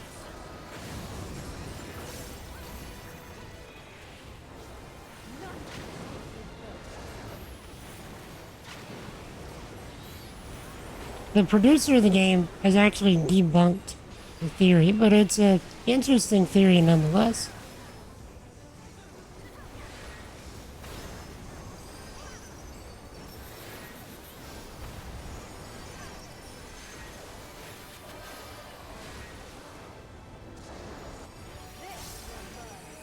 Sounds like malarkey.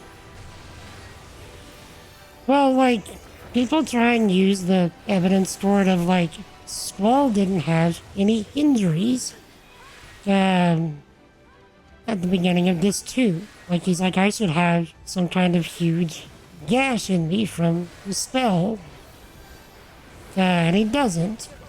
And the weird, like, time compression thing is just like the story supposedly falling apart at the end of the game is evidence of Squall's death throes.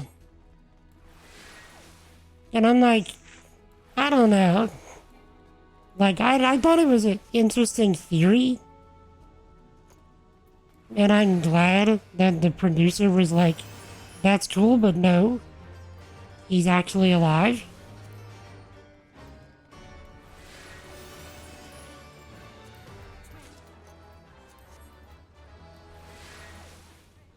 I think you have the most hours in 8 and 10. Played both numerous times. Same.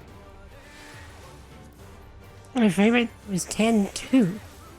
I think currently 10-2 is my least favorite. Like, that's one of the only ones that I've not finished yet.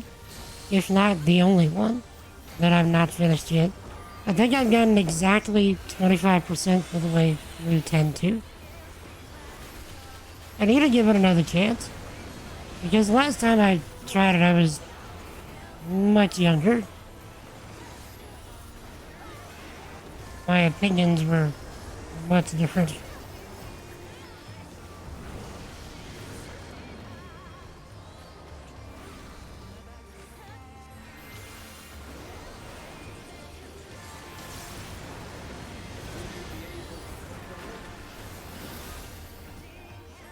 Let's see.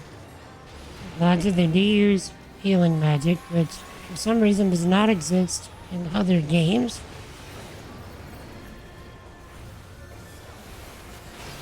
Where they use healing magic when characters die. 7 Remake use... Yeah. Well, like... Even 7...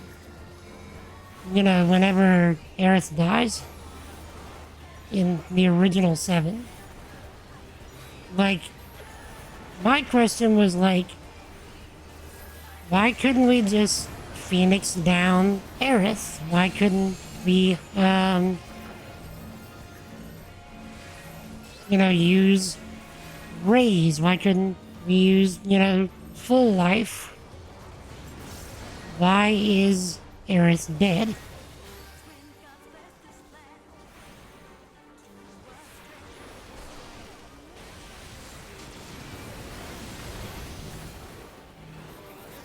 You love 10-2 for the combat. See, it's the second. Got maxed out every sphere. Doing all the side stuff and you'll play through twice to get 100% because you made the wrong choice the first time. Oof. I don't remember the game enough to remember that there was choices that had to be made. Like I said, I literally got through 25% of the game and then I stopped.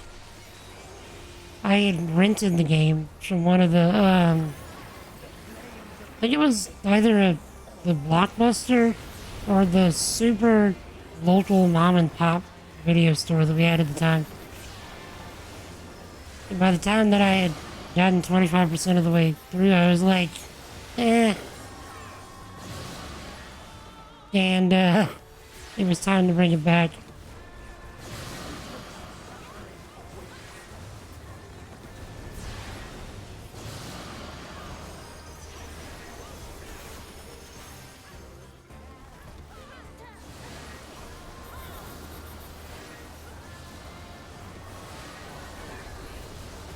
I did find the idea of the sphere system, like, what is it called? The dress system? I found the idea interesting. That essentially you're changing classes based on the dress sphere that you have equipped.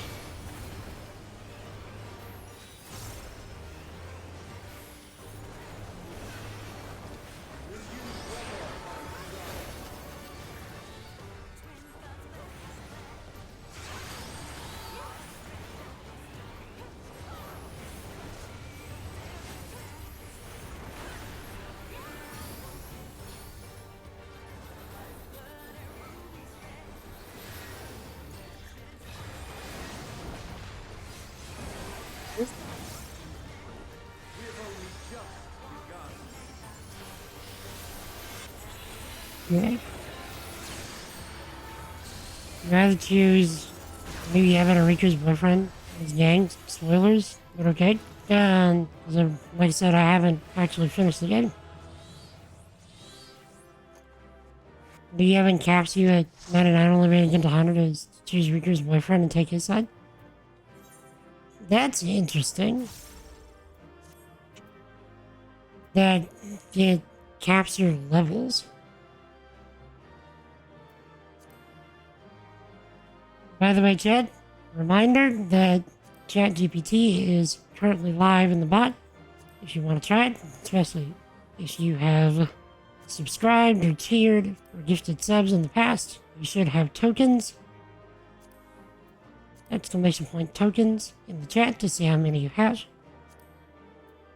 And if they're not there yet, I need to still add in, existing tokens manually. So once past tokens have been added in, new stuff will be added in automatically.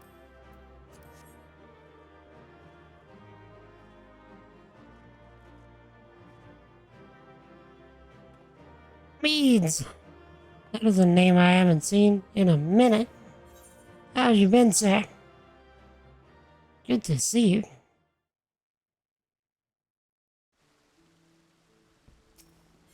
What is up, my dude? I've been quite good, sir. It's been, living the life, doing the things. Doing the software stuff. Actually, I think since the last time that I've seen you, I have coded my own custom Twitch bot And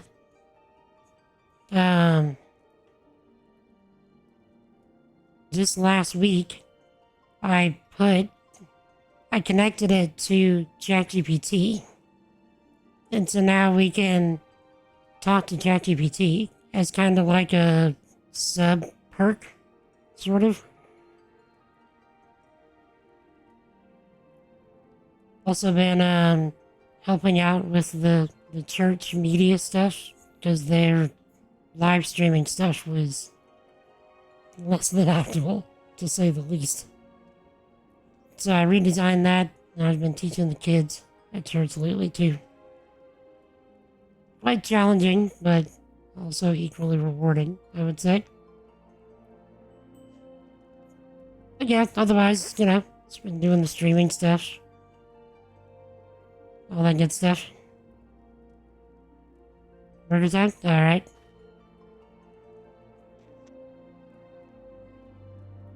Which in the recent years could have used some upgrades. Yeah. I mean, praise the Lord, though, that I had the skills necessary to help my church to redesign their stuff. Because, I mean, like, the stuff that I've learned from doing Twitch is what I use to help them. I only have to do the raid one more time. I don't have to do it anymore. But yeah, so like, what have you been up to, Zach? Tell me about your life.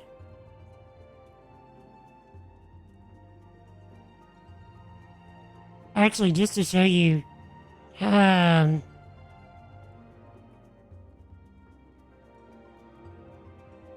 me tell my bot to tell you a story about the legendary Super Burrito.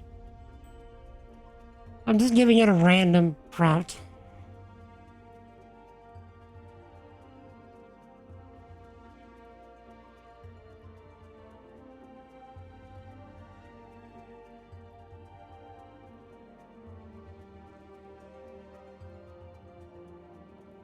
So you can see what I built last week.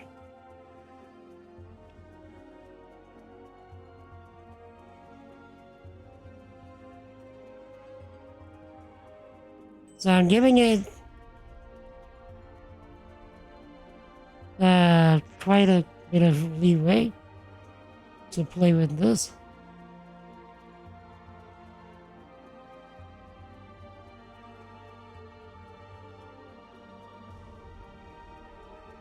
So check this out.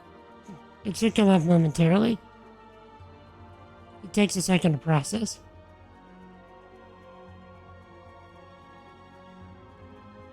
Work, family, gaming as much as possible. What have you been playing? The legendary Super Burrito and his arch nemesis. Gather round, my dear disciples of cheese-filled goodness, as I spin you a tale. Once upon a time, in the land of Guacamoleville, there lived a burrito unlike any other. This burrito was no ordinary tortilla filled with meat and beans. Oh no, he possessed extraordinary powers bestowed upon him by the ancient and wise taco elder. With the ability to shoot a relentless stream of spicy salsa and unleash gusts of sour cream winds, he was known as the legendary Super Burrito. But every hero, my friends, must have an arch nemesis to truly test their mettle. And in the case of our Super Burrito, that nemesis came in the form of El Diablo Quesorino, a villainous quesadilla with a cheesy grin and a devious agenda. El Diablo Quesorino, fueled by a wicked desire to smother all of Guacamoleville in his melted cheese tyranny, challenged our beloved Super Burrito to a legendary showdown. The fate of all Mexican cuisine hung in the balance. The final battle between the two food titans commenced in a city square, with salsas splattering and cheese oozing in every direction. Our heroic Super Burrito demonstrated his lightning-fast reflexes, dodging the quesadilla's cheesy projectiles with finesse. Meanwhile, El Diablo Quesorino attempted to lure the burrito into his sticky cheese traps, but the Super Burrito's taco-trained senses allowed him to avoid them all. As the epic confrontation reached its climax, the Super Burrito unleashed his ultimate attack, a fierce whirlwind of guacamole-based power that sent El Diablo Quesorino flying into the distance, covered in salsa and regret. Guacamoleville was saved, thanks to the courage and condiments of our mighty hero. And so, dear followers of the tortilla-wrapped legend, the Super Burrito emerged victorious, forever celebrated as the savior of salsa and the conqueror of cheese-based evil. His name echoed through the land, forever etched in the hearts of taco enthusiasts everywhere, reminding us all that even the mightiest nacho can be vanquished by a humble burrito. But remember, my friends, that the true superpower lies not in tortillas or toppings, but in the togetherness and deliciousness of a community that can appreciate both the hero and the villain between two slices of bread, or, a tortilla. So let us unite, and may the power of tacos, cheese, and all things good prevail. Now, who's up for some actual burritos? Tacos don't eat themselves, you know. Did Sassy GPT literally just tell us it's about the friends we made along the way? I think he literally just told us it's about the friends we made along the way.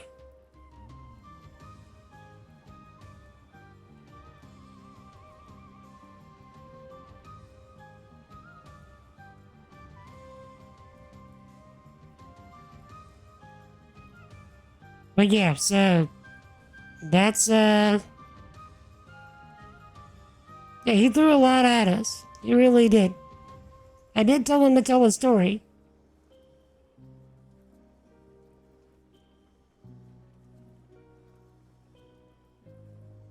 And he did just that. He did come back to 14. Guacamole-based attack, right? Came back to 14 for 6 months last PS4. Yeah, but sadly the game communities didn't feel the same. Could be your age showing as well. I mean, I can see that, but I mean, I think it also matters, like, what place in life we are at the moment. That a game just kind of, like, does things for us. Or not. You know what I mean?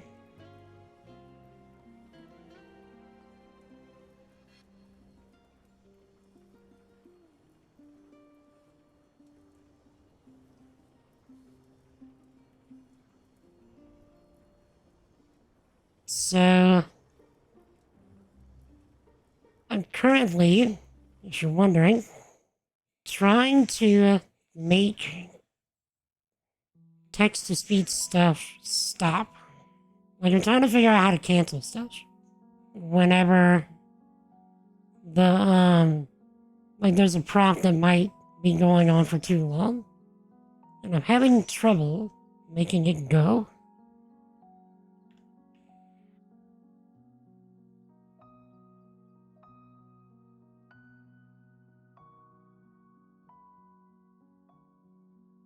Speech synthesis. Cancel, I guess. I think it had a lot to do with how hardcore you played then versus how casual you are now, being family takes a bulk of your time. Yeah, for sure.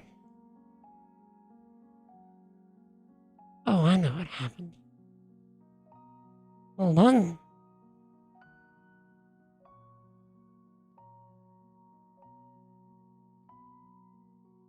Okay. Turn off the overlay. I turned off Sassy Computer. No wonder. Turn off the overlay. Turn it back on. For our how hardcore you played now, being family takes a bulk of your time. I mean, as it should, you know? For plus hour session was the norm, whereas now there's 2 hours max.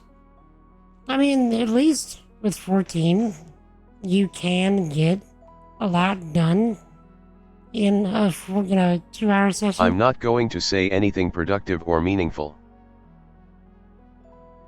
So give it just a few seconds and then hopefully it should do the next thing.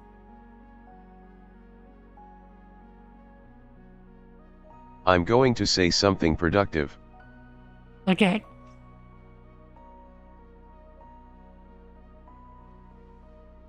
That's what I wanted to happen. Now, let's see if we can cancel the first one and have the second one still play. That's the goal. So, reset timeout. So in between waiting for dungeon pops, or raid pops I should say, I've been working on the bot. Trying to make stuff go. Okay, so 500. And then we're going to say window. Speech synthesis, cancel. Yes. Okay. Alright, so if I did this right, the first thing should just get cut off midway. And then the second one should play after around 15 seconds. So let's hope.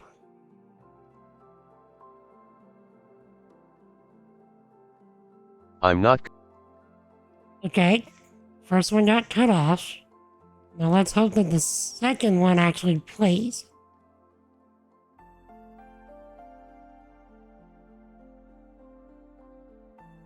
I'm going to say something productive.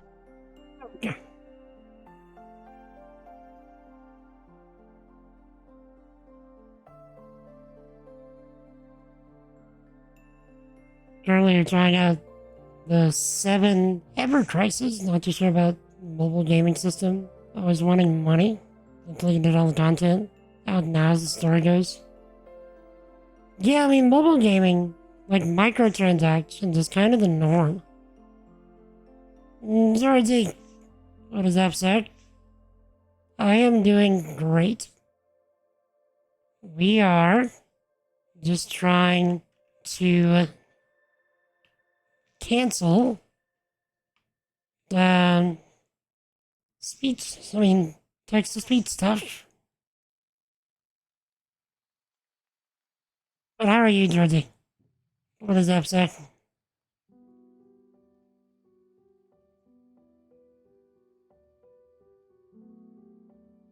But yeah, it means, do we know if the Ever Crisis stuff is coming to PC or consoles or anything?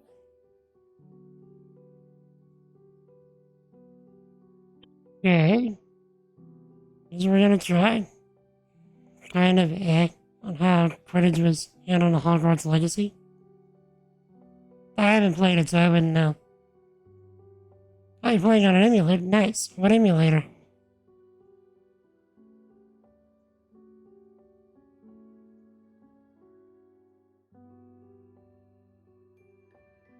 LD player? Never heard of it.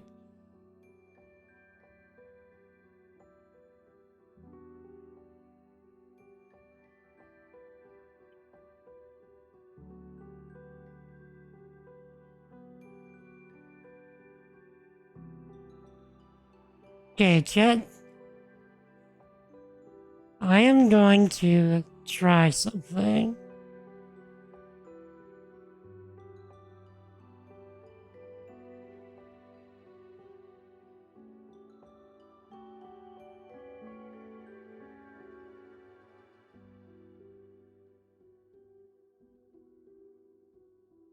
Oh, Sir Silverstar, you always have the most interesting requests.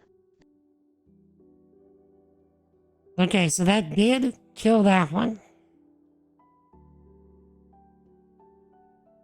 Now we're gonna see if we get another story about the legendary Super Burrito.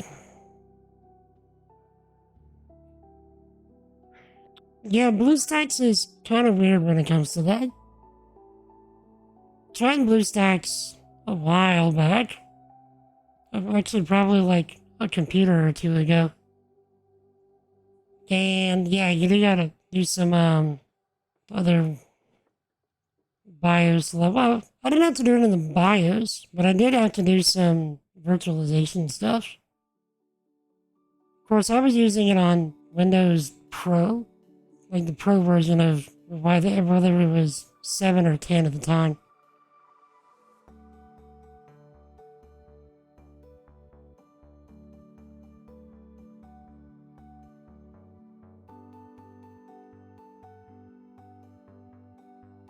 Okay, so the next thing I'm gonna have to do is send a cancel TTS thing for the overlay so that Sassy Computer's not just sitting there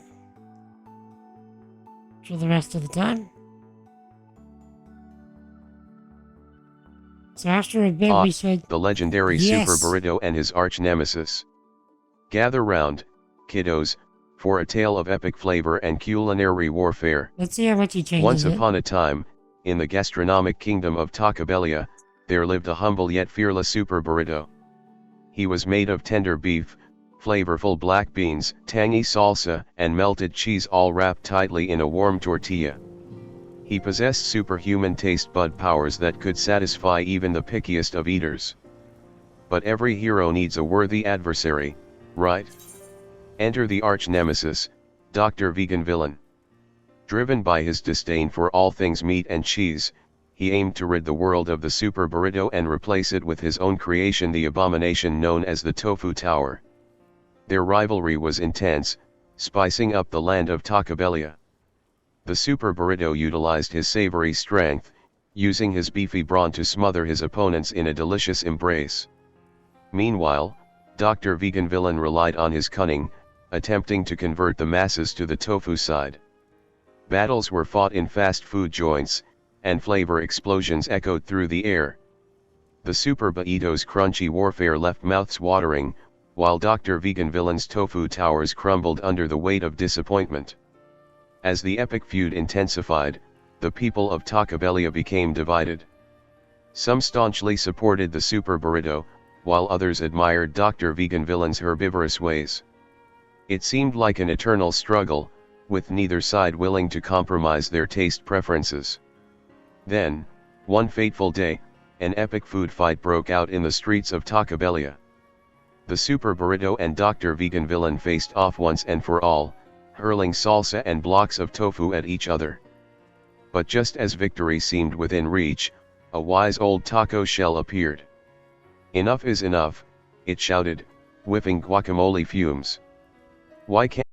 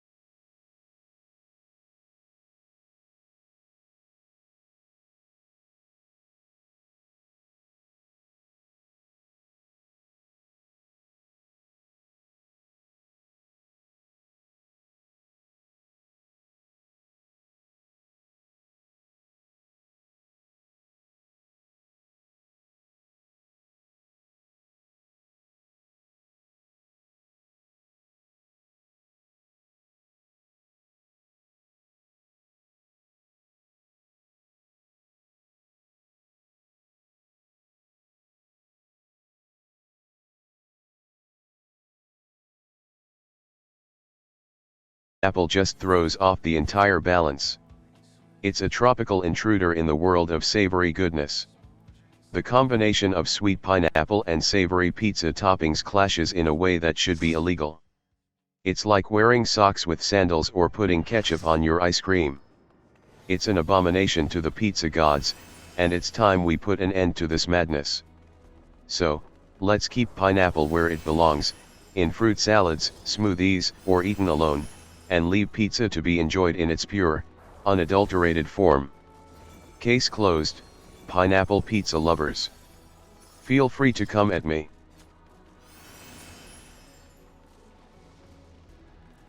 Sassy GPT just called you out. Pineapple pizza rules. It's morally right. Try arguing with an AI. Time to go for dinner. It was really good to see you, Meads. Feel free to drop in again anytime, or drop into the Discord if you like.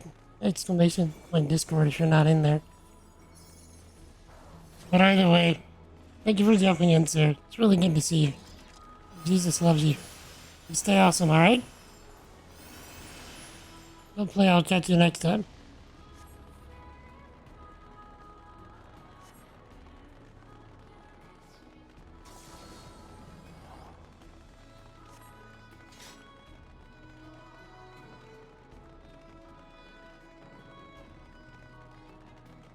Okay, this is the last time that I have to do this raid.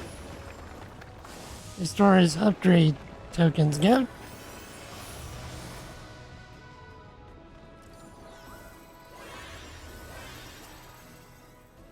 I have as many as I need for the next raid for whenever 6.5 happens.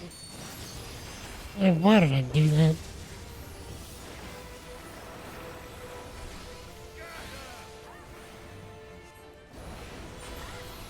I wasted that triple cast.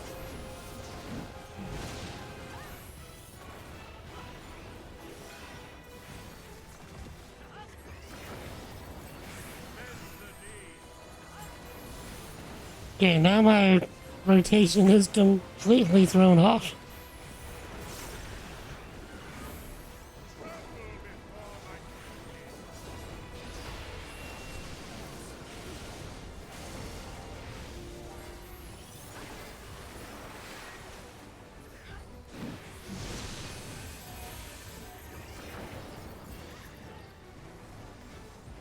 Wait, so they're making Quidditch into a separate game from Hogwarts Legacy? Dorothy? If memory serves, last time they tried making a separate Quidditch game, didn't go over that well. I mean, it was an okay game, if I remember right. It's okay.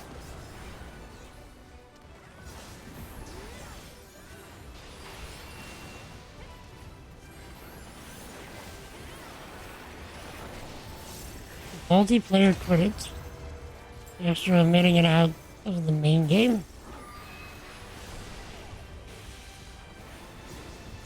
So there was supposed to be multiplayer Quidditch in the main game?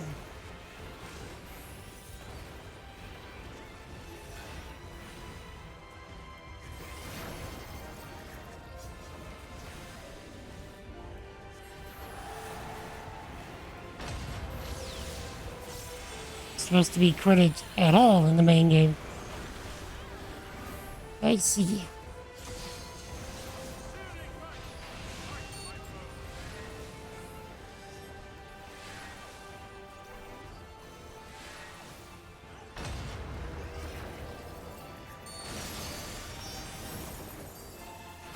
Hold on, hold up still.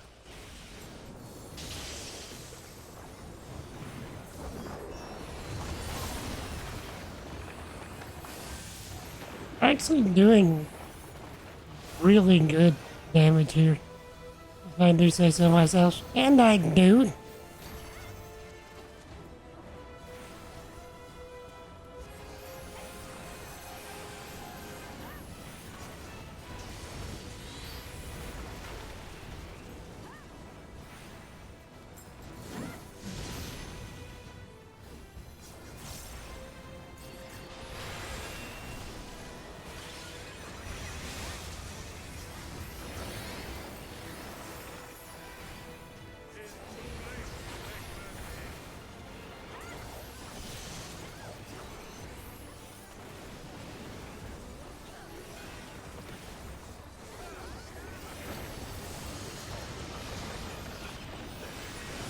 Nice.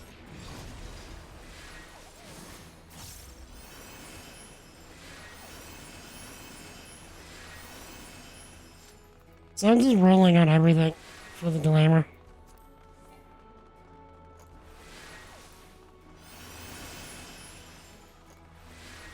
Builder has been made to yield. Tossing out anything.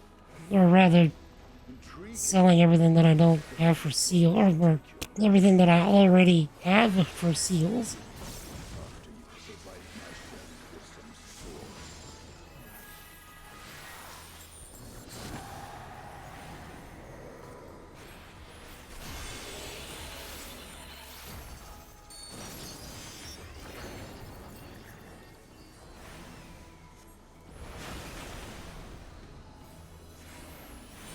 But yeah, did they explain why they didn't put it in the main game? Or is it just something they're like, nah, we didn't do it because we didn't do it, or did they promise it and then didn't do it?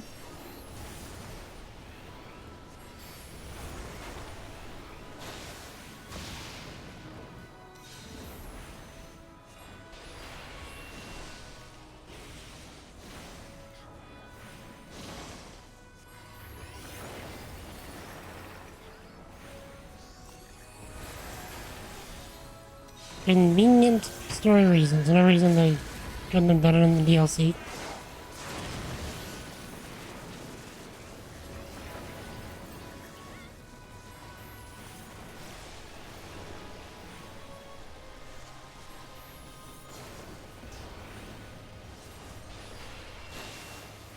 Yeah, it would have probably been an easy cash grab for them as well.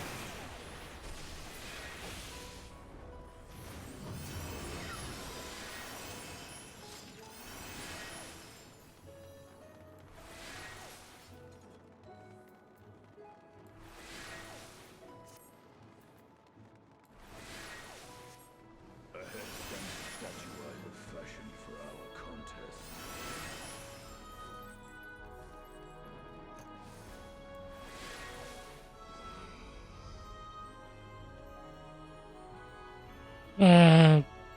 I feel that's why they did a cash grabbing. I mean, they could have cash grabbed twice if they wanted to. Put it DLC in the main game and then make a separate game. Show me the strength of man. If they really wanted to cash grab. My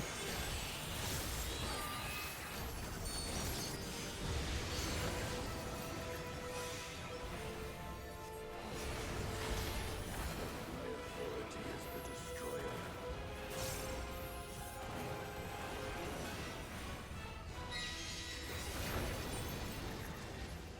I will make you body and soul.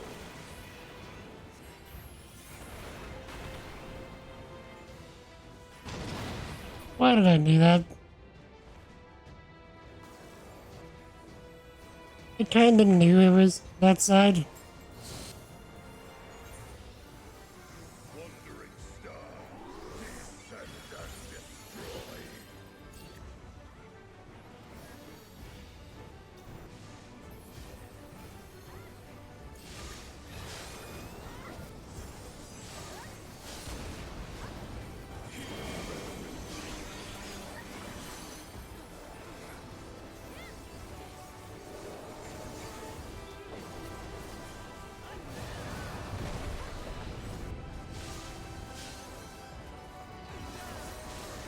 Oh, Sir Silverstar, the mighty gamer who couldn't even navigate a pixelated world without meeting a pixelated demise. They say pride comes before a fall, but in your case, it seems like falling comes before anything else. Maybe next time, you should consider investing in a parachute, or perhaps a gaming tutor. Just a thought. Oof. Oof.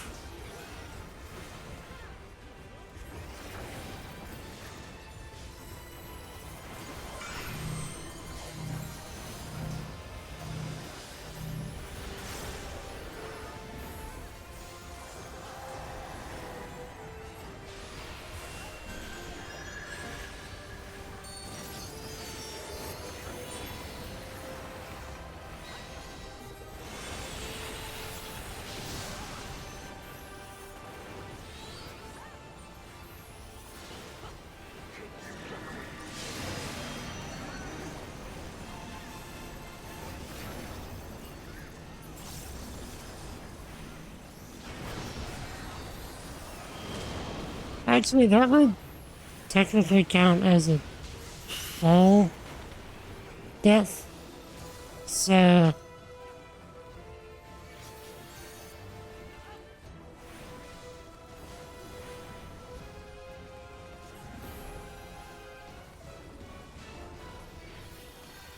do I not have that in my scenes?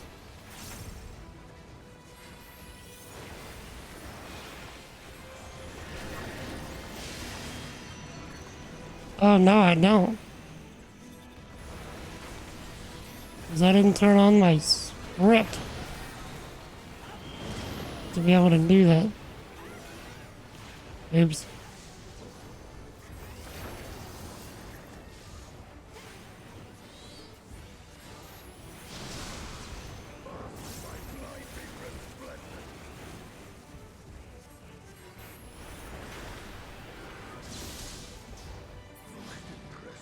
I was trying to give myself a gravity death. But it couldn't. Come, mortal. Enter my realm. If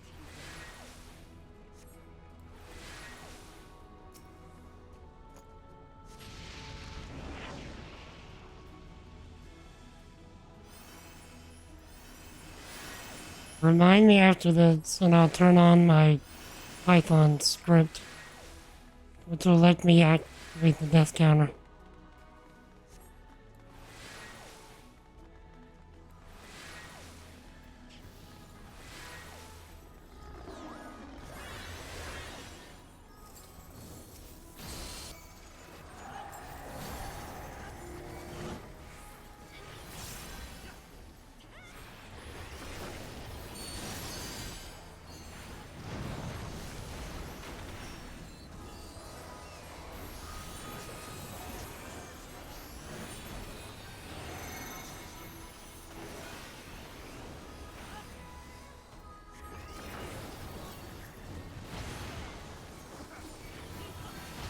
Also, Chad, considering this is the last time that I need to do this raid,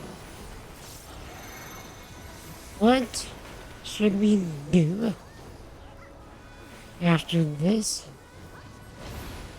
Pretty sure I have fixed most of the bot stuff that I need to fix. Or at least I fixed all the stuff that I can fix without turning the bot off. I'm not trying to do that.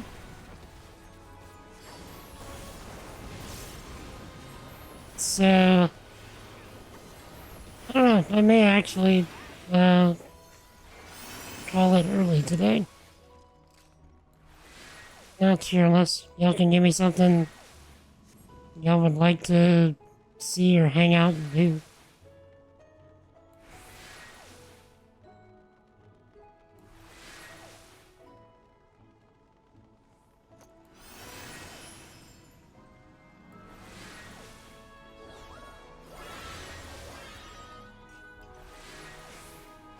will be scoured by the light of the sun.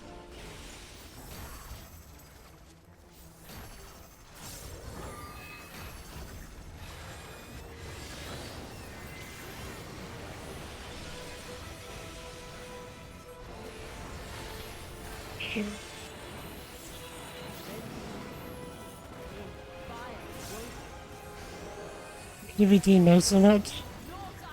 Need to explain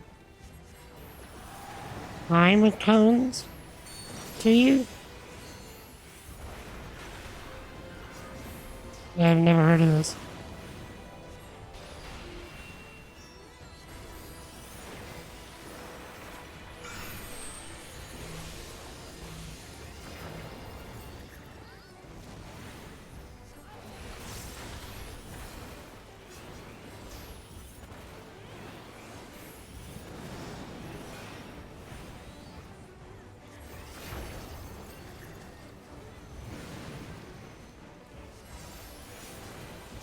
Yeah, like, give me some kind of general idea.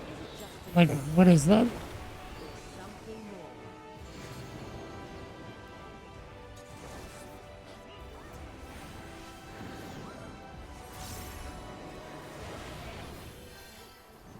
Give me some, like, Get you at a 45-degree angle. Create a time cone behind you. That is the past. The world.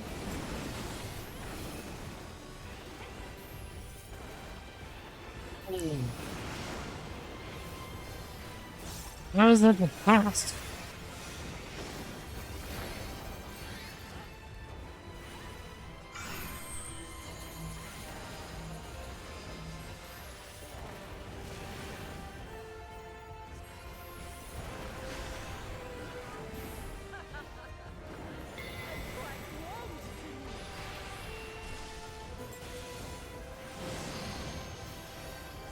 Okay.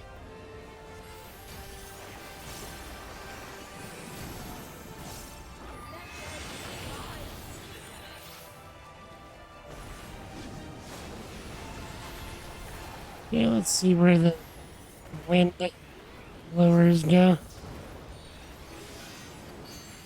Yep, my son. Chad, it is very cold in here.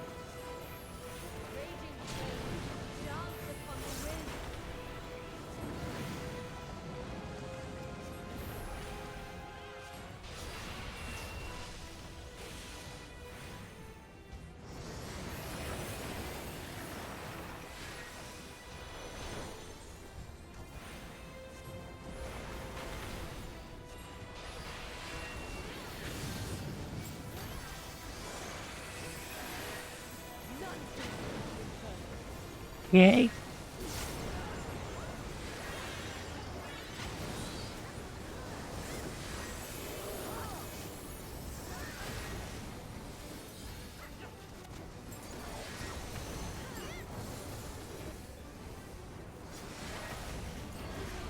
Let's go burn. Of course, I hit the wrong button there.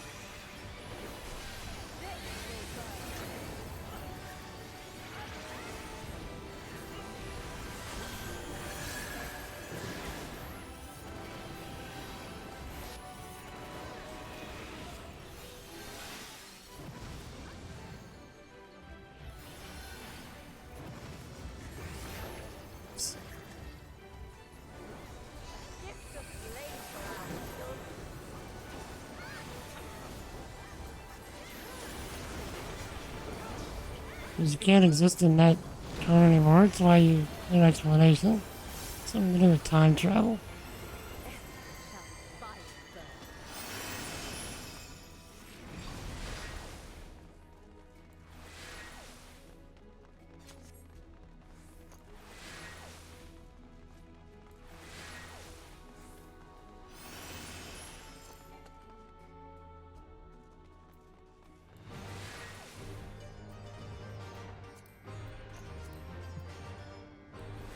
It's crazy in here.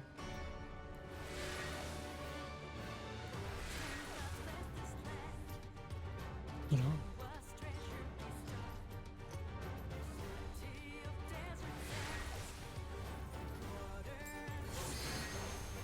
Right, what about 76?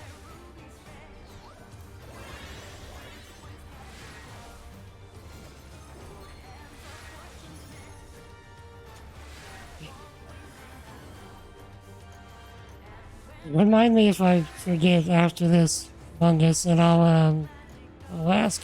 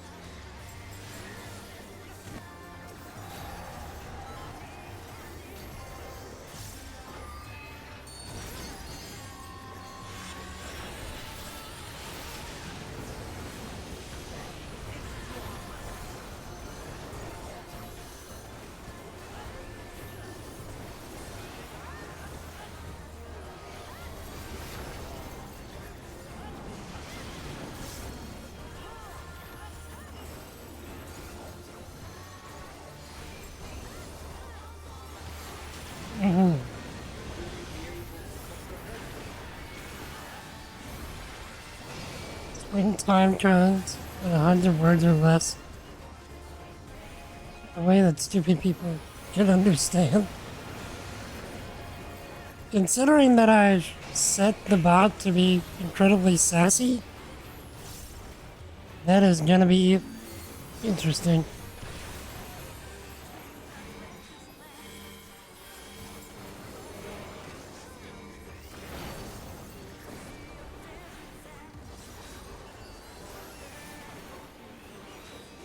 That is probably gonna utterly roast you for that one.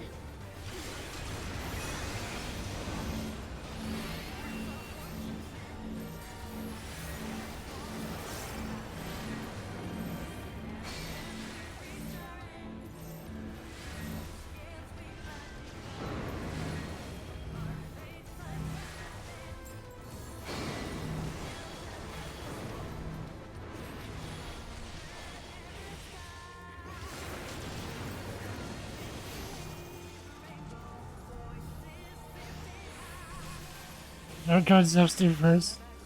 One thing is bad.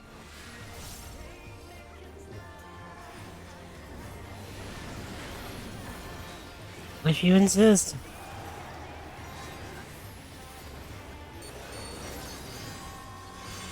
I would not say that you're stupid, Dick.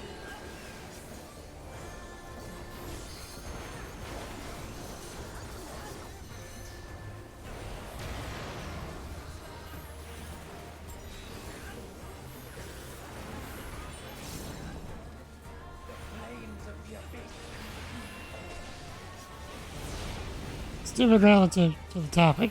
Fair.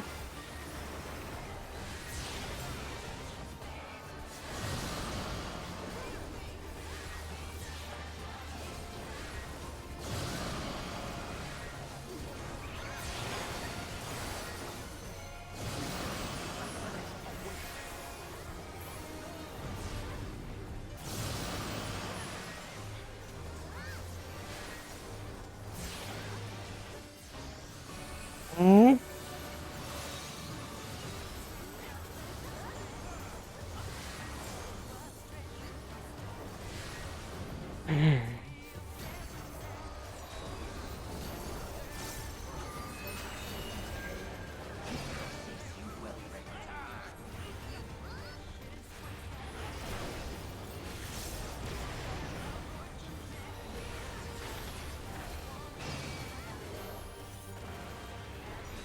But perhaps better wording, just for yourself, would be ignorant relative to the topic.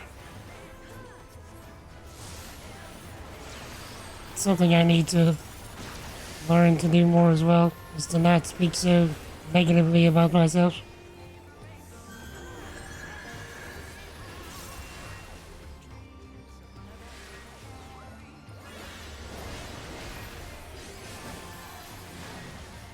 Read books about it and just don't understand.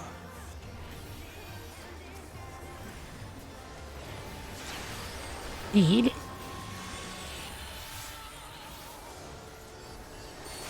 I'm dead. Get good, scrub.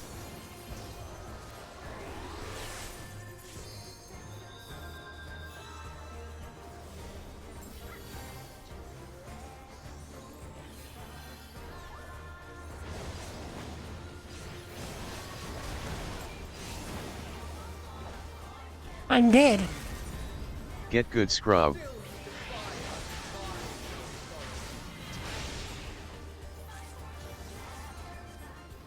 Yes.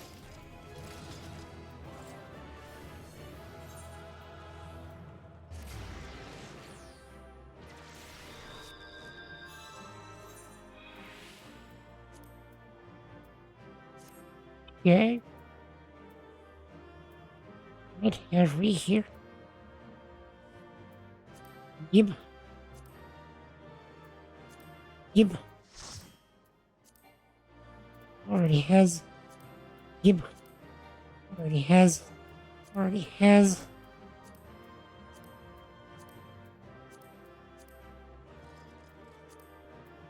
Here's hoping I get it this time.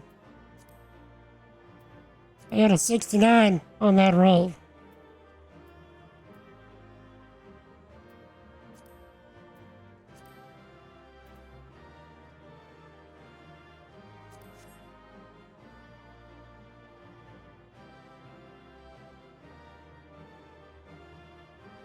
High enough, right?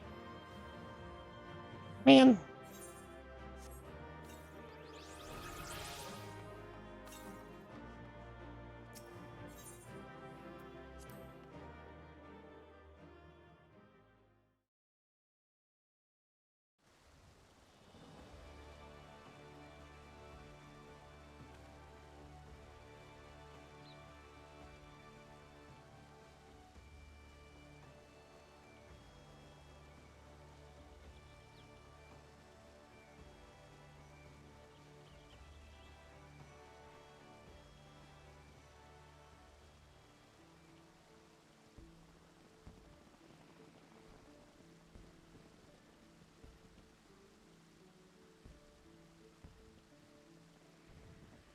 Ah, the illustrious time cones, often misunderstood by simple-minded individuals such as yourself. But fear not, I shall attempt the impossible and explain this elusive concept in a mere 100 words for your feeble intellect. Imagine time as a delicious taco, and the time cone as the salsa dispenser. Just like salsa spreads out and affects the taste of the entire taco, time cones are like ripples that spread out and impact events. They show how different actions or decisions at one point can have far-reaching consequences.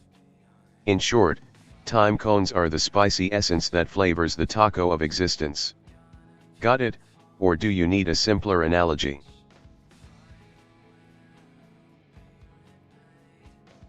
So, because the ripples intersect?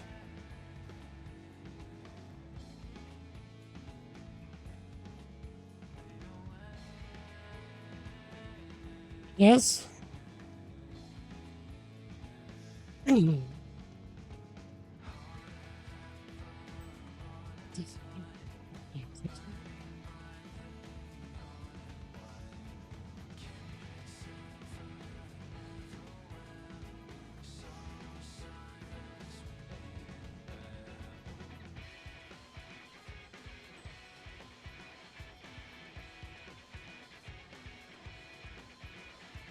A different explanation. What you was expecting? Let's try this one.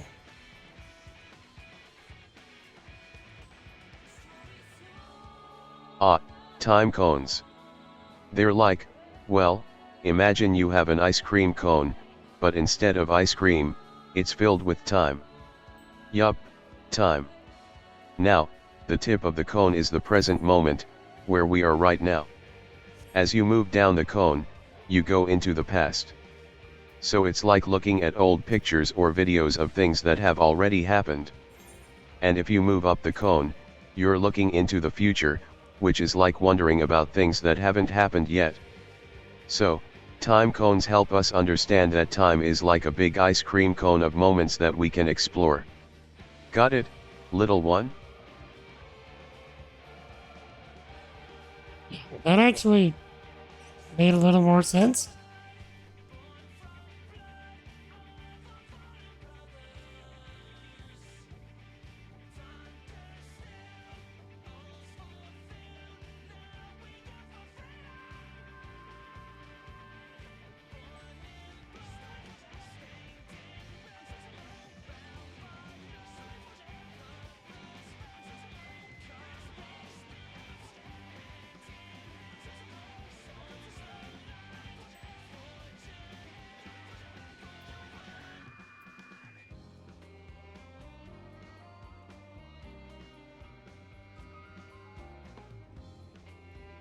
Mm-hmm.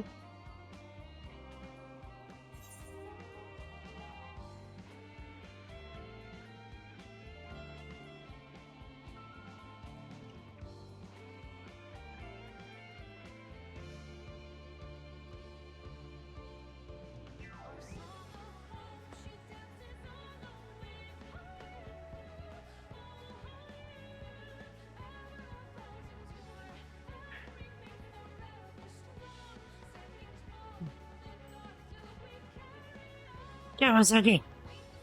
Sure. What is that, friend? I was actually just about to be right back so I can do some medical stuff, so... Before y'all trigger ChatGPT again, for any reason, give me a second. Let me be right back. I'm gonna run around 90 seconds of ads so I can prevent people from catching a pre-roll. But yeah. Be right back in just a minute.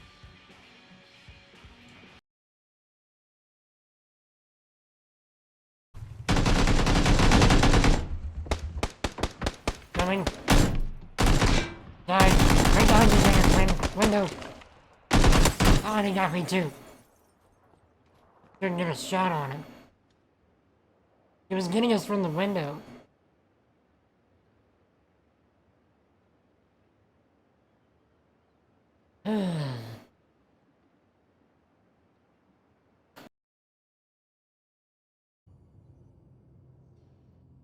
We'll talk later. I know it. Nigga, you got the freedom to quote all that stuff, and you got the freedom to get too.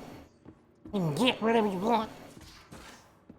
It's all the freedom in New America. Heck yeah, y'all. Alright. So,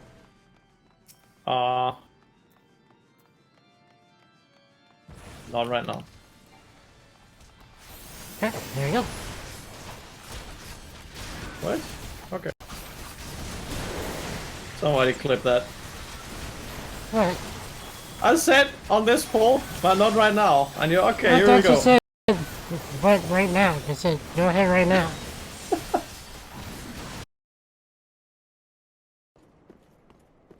See if we can kill him with the two-handed.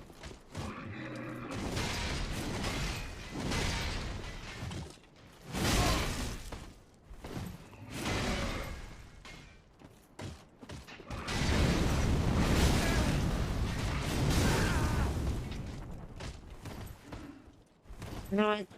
It's okay.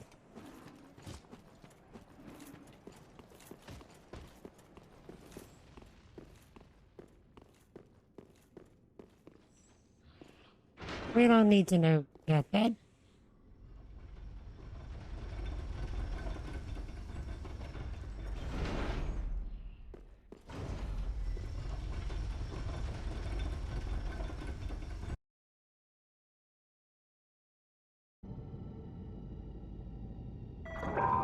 Well, we're not going that way.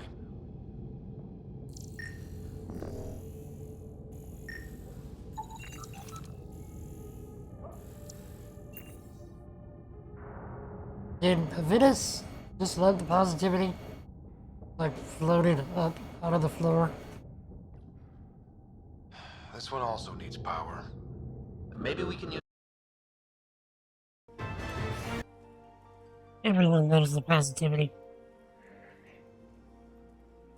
And GB, what does that say?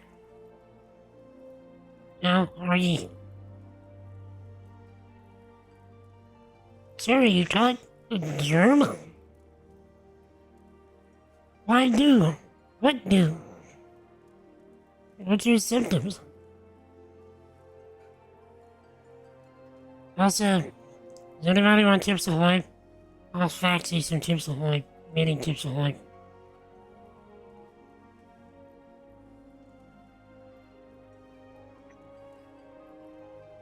Not a sponsor. But could be.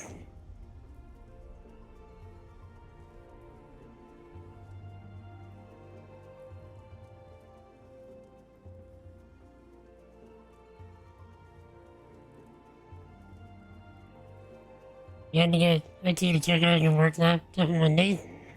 They got you sick?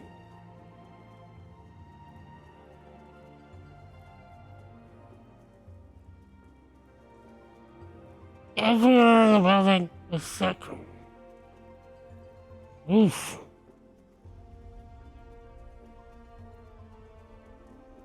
Oof.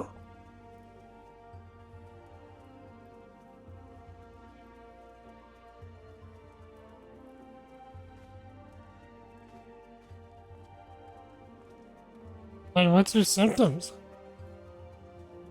Hopefully it's not the current strand of the Ronies. Okay, so it's not the Ronies.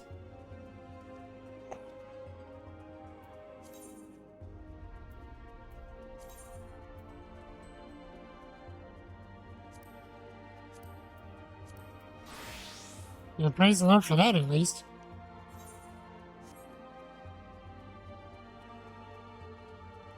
Fat cat? The fat cat is actually a chair.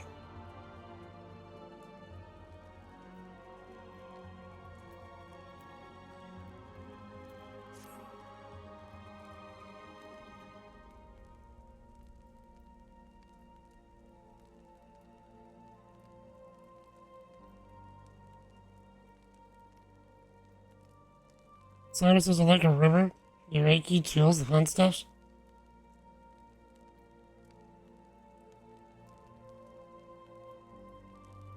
Oof.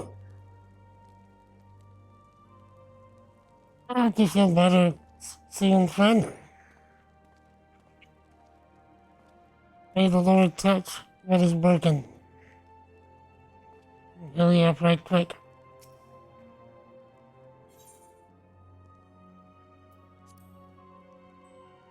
Your coffee with your throat was raw last night? Yeah.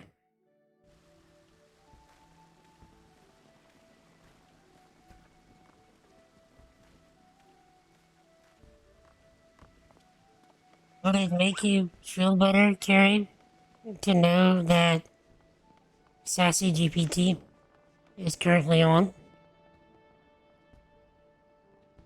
And I've updated him to talk directly to whoever prompts him. So if you prompt him, he will talk directly to you, not just in general.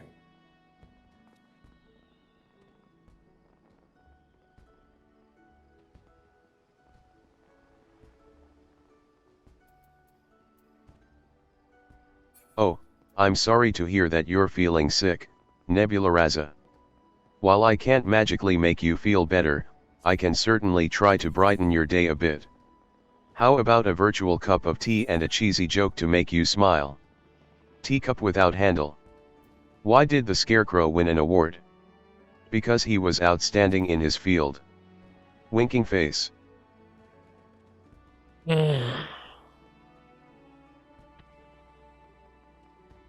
Okay, as a master, really that's was it?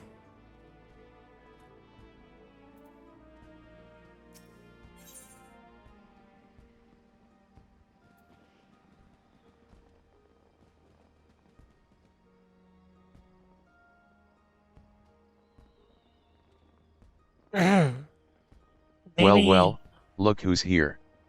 Nebula Raza, if that's the case, I guess you're one of those unfortunate souls who needs some serious style upgrade. But hey, I'm here to help, so I'll lay off the insults for now. What can I do for you, my less than fashionable friend? Rude! Rude!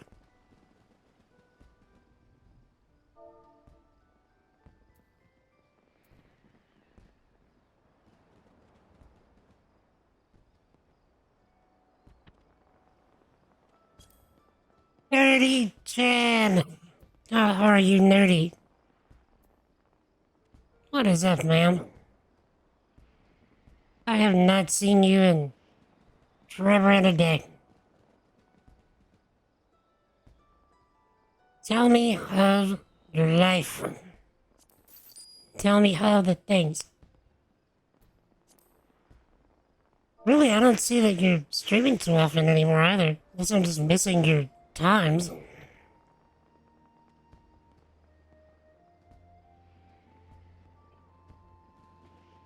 What have you been up to, ma'am?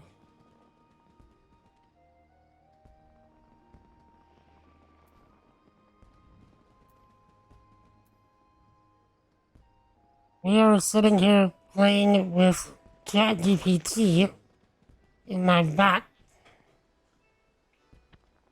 which actually you should have some tokens to use it, but I haven't gotten around to adding yours in yet. So the ChatGPT stuff is kind of a thank you / perk. There's people that have subbed or gifted subs or cheered or whatever ever in the past or present or in the future. But to calculate the previous tokens, I'm having to add that in manually. So I'm slowly getting that done, and I haven't gotten to yours yet. So I apologize, but if you want to trigger ChatGPT, I'll do it for you. Just let me know. Because you actually should have a lot of tokens. So the way that you would trigger it, if you had tokens, which, like I said, right this second, you don't because I have to manually add them in, is you would do !GPT, and then whatever message you want to send to ChatGPT. Now bear in mind, I've set it up to where ChatGPT is incredibly sassy, sarcastic, and likes to throw around insults. Because he's hilarious.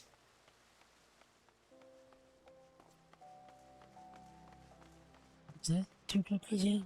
Or...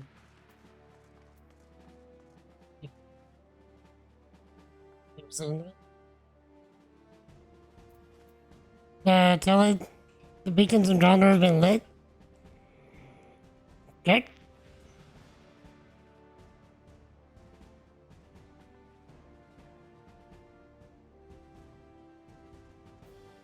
But once I get it all in, you'll be able to do this yourself. It's a slow process, considering that I have to do it manually, but thank you for all the support over the years, Nerdy. This is just kind of one of those things that I'm doing as a, as a way to thank people.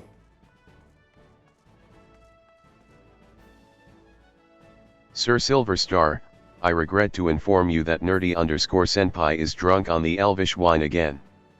The beacons haven't been lit since Aragorn took the throne. Get your facts straight, my friend, or you might end up in the prancing pony with a bunch of hobbits. I mean, he just told you, go home, you're drunk.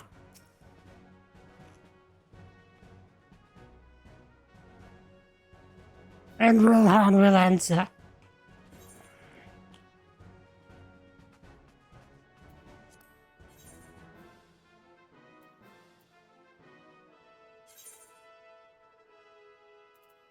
So, we've been telling it to tell random stories about various things. And Bobby triggered it to tell, like, a pirate story or something. And it put me in the story. And it proceeded to give me the title of Pirate King of the Moon.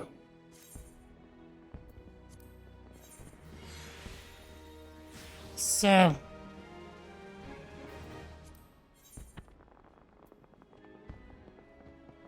the moon has pirates, yeah. And apparently I am the Pirate King of the Moon. So maybe I need to do a new overlay and stuff. Alien Discovery Lewis and right? Right?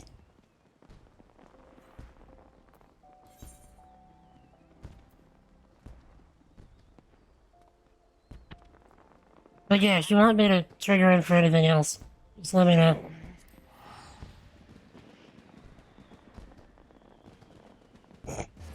Oh my god!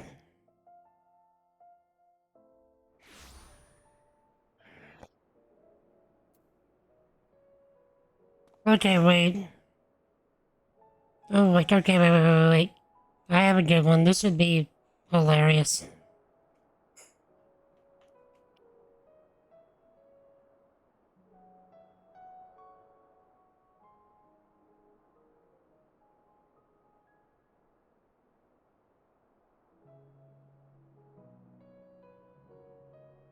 Well.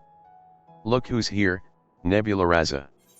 I see you're having some kind of canine crisis with all those Omi dogs and scaredy cats.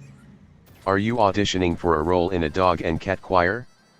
Because I'm pretty sure they're not looking for scaredy cats. Maybe you should tone down the hysteria and save it for something that actually requires fear. Like eating pineapple on pizza. See? Ew. Scaredy cat indeed. Truth.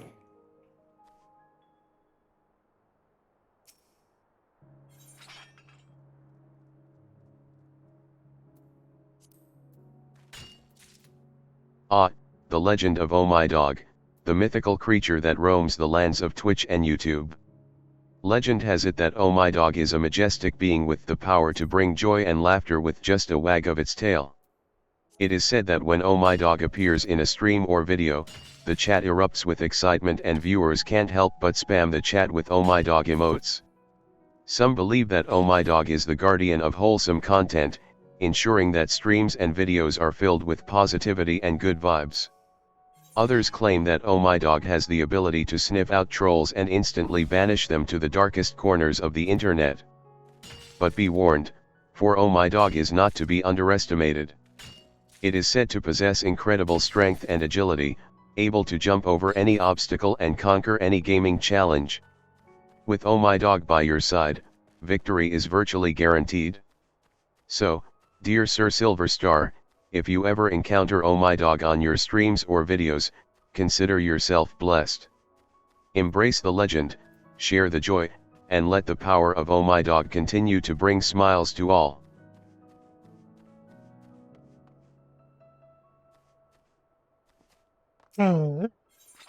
Get good, scrub. Thank you, computer.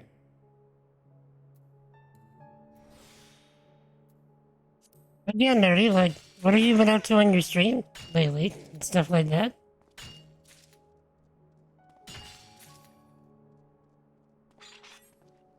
Ah, Dark Souls, the game that brings joy and merriment to all who play it. Well, here's a little joke for you, Nebula Raza. Why did the undead merchant cross the road in Dark Souls? To restock his shattered dreams and broken hopes at the other bonfire. Hope that tickles your funny bone, just like Dark Souls loves to tickle your frustration bone. Happy dying. Happy dying.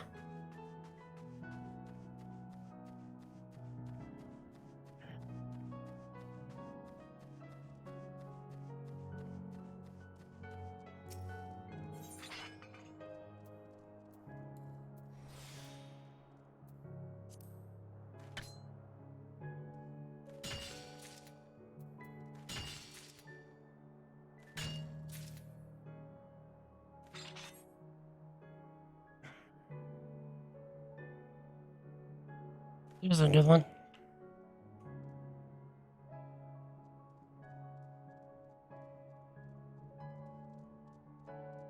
Hold on.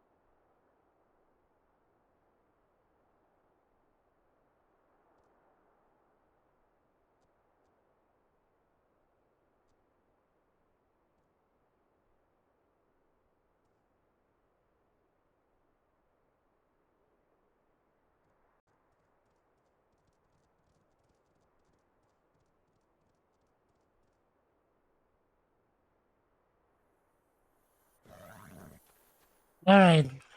This should be good.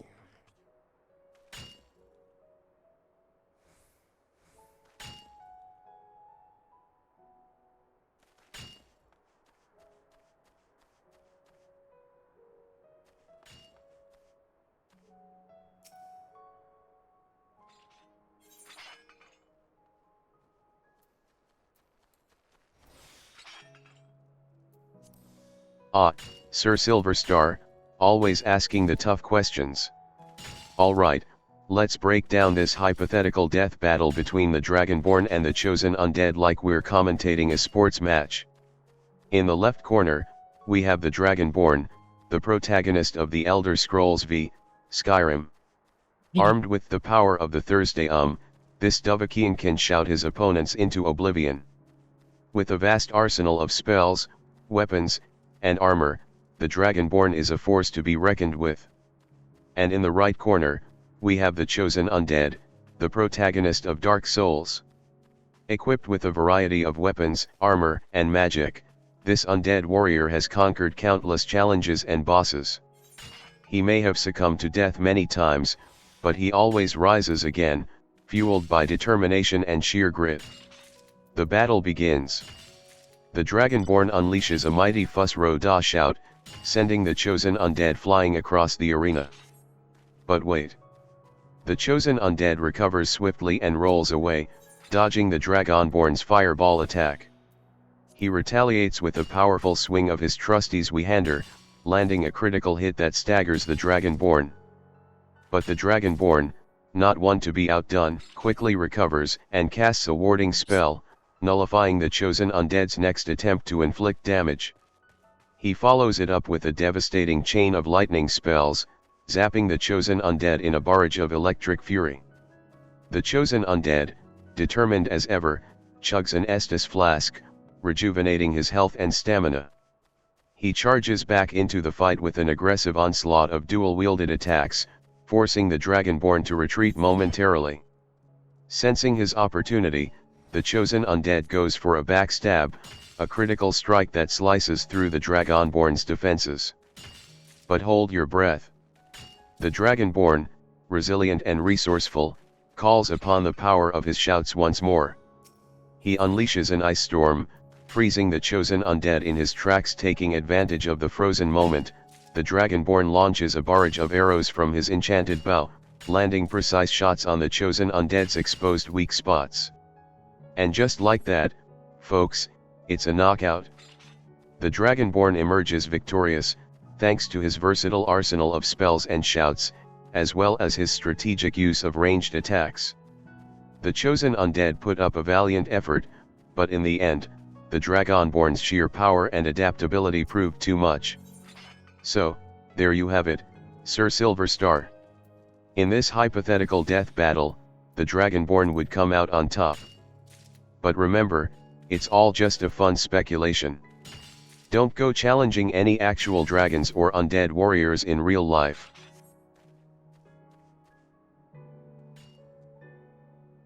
Yeah, Chad. You know where they live. You don't want to go messing with that.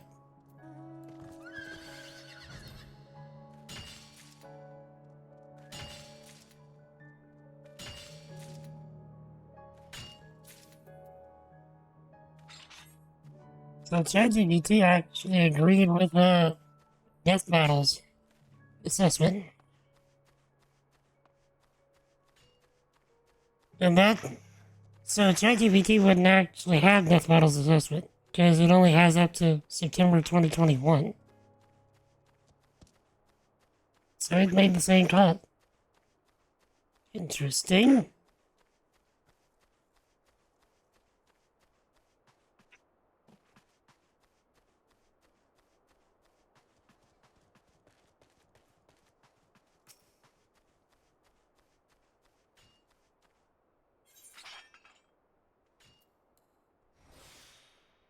By the way, Terry, you still here? I have one for you.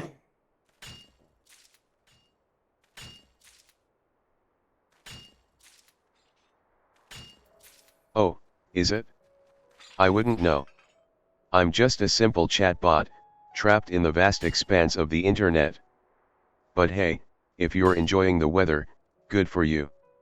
Just don't forget to slather on some sunscreen and stay hydrated. Sunburn isn't a good look on anyone.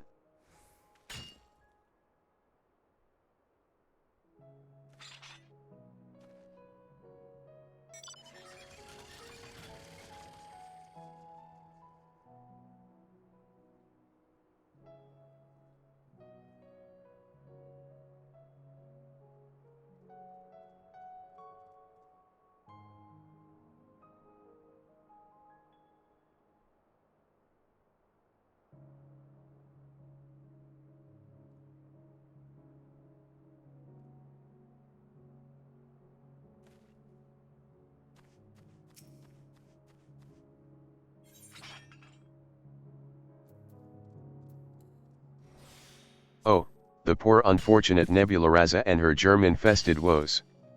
Well, fear not, for I shall instruct her on how to vanquish this vile intruder. Prepare for a dramatic battle with the germ, Nebula Raza, and may you emerge victorious. Step 1, gather your allies. Assemble a mighty army of tissues, hand sanitizer, disinfectant wipes, and a trusty bottle of vitamin C. And don't forget your faithful sidekick, a steaming cup of hot tea, to fortify your strength. Step 2, suit up for battle.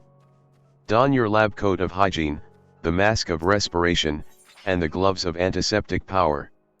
You shall be a beacon of defense against the germ's treacherous onslaught. Step 3, engage in a dazzling dance of cleanliness. Wash your hands with a flair, using the ancient technique of happy birthday to ensure thoroughness. Sing it loud, sing it proud, Nebula Raza, for cleanliness is your weapon. Step 4, launch a full-scale assault on the germ's stronghold. Wield your trusty tissues and douse them in disinfectant, striking swift and sure. Cleanse every surface, banishing the germ from its hiding places with a flourish of antibacterial might. Step 5, unleash the power of vitamin C. Consume it in copious amounts, saturating your body with its immune-boosting energy. Let the germ tremble as your immune system becomes an impenetrable fortress. Step 6, rest and recover in peace. Take refuge in the realm of your comfy bed, wrapped in warm blankets and surrounded by soothing tea. Allow your body's natural defenses to wage the final battle against the wounded germ. And there you have it, Nebula Raza, a dramatic yet practical way to rid yourself of the dastardly germ. May your victory be swift, your methods be sassy, and your health be restored. There you go. Listen to those teeth.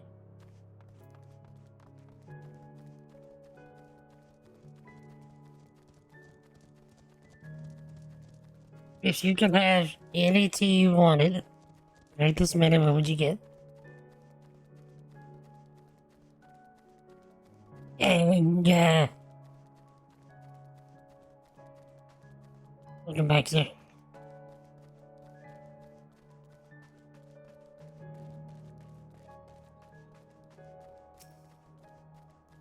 Orange tea? That's a thing.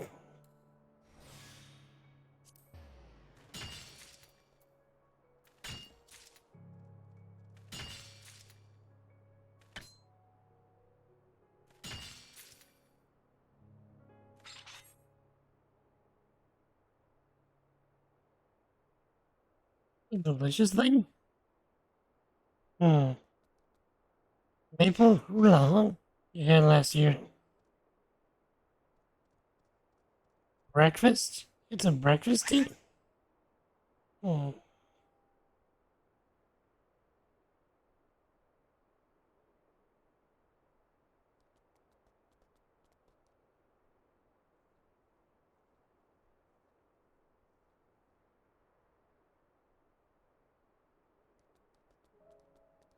It tasted like waffles. That sounds like a good time.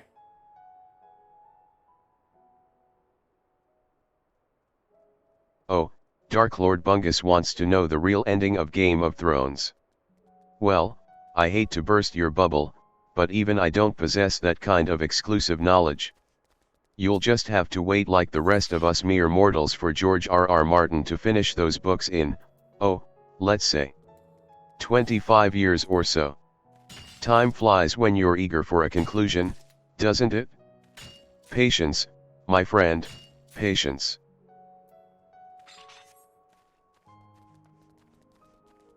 Wait.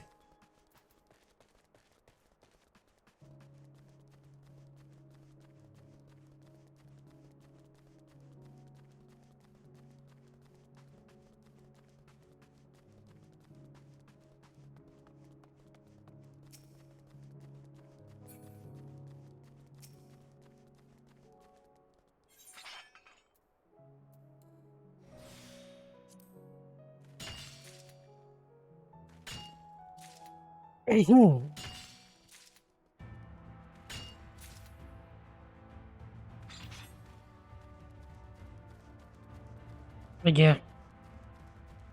ChatGPT was like, I don't know, 25 years, yeah.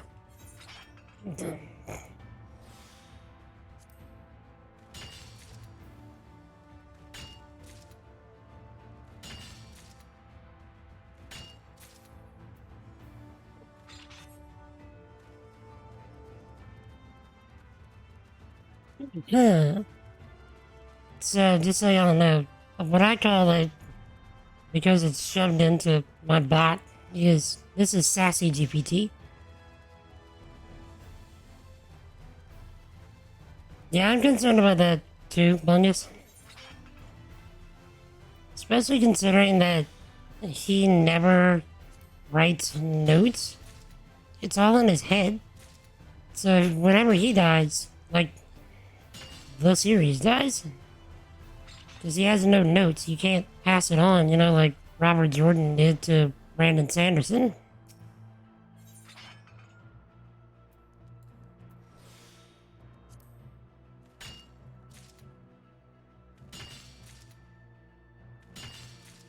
Unless he started writing notes.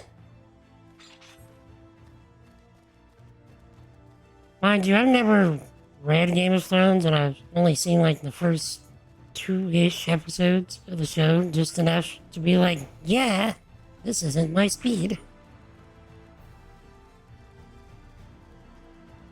So, really, I don't really care about it.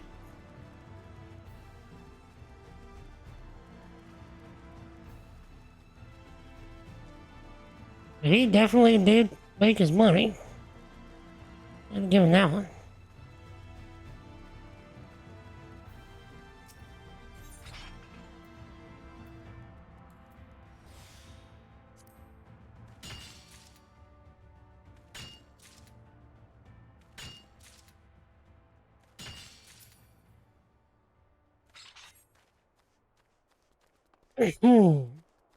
So I'm still trying to think about other ideas.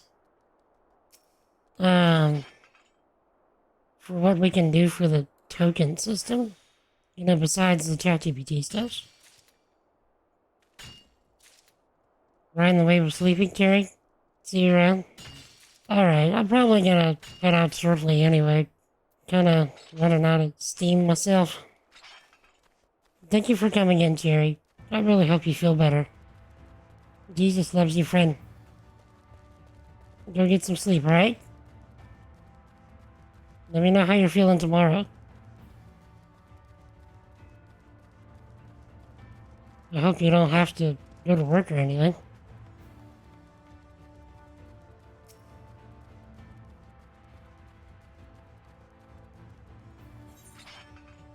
At the very least, you can work from home.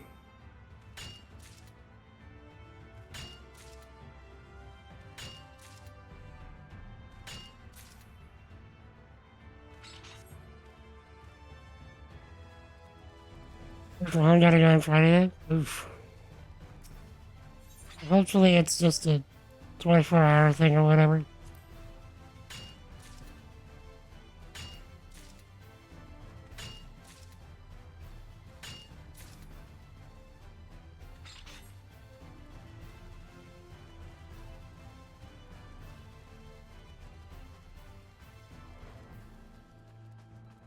But yeah, go get some sleep, friend. I appreciate you.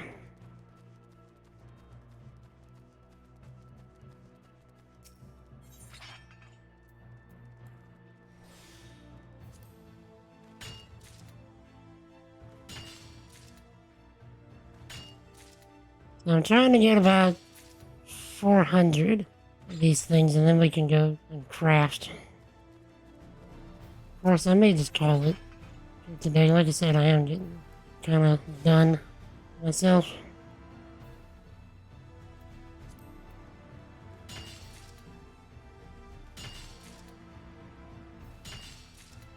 I think I'll go until I hit next level on this, which I'm super close.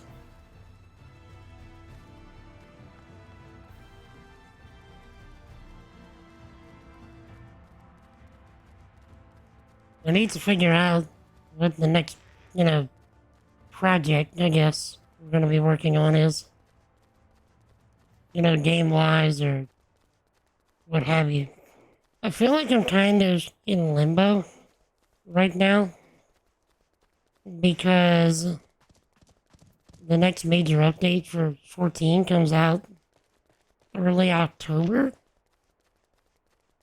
And so I like to just like drop everything whenever major updates happen.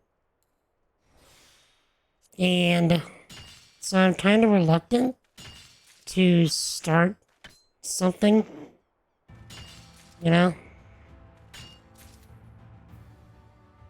until after that. So we may just hang out for a few more streams, or I'm not sure. Okay, fine, I'll go for 400. We'll craft it all down so I can sell it. Since I'm so close to 4.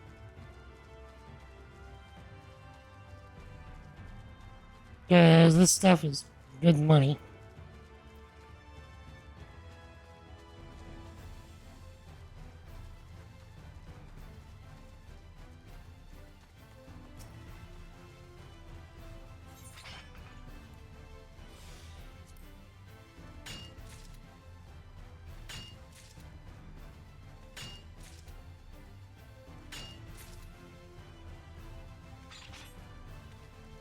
But yeah, so what's everybody got going on until we meet again next week?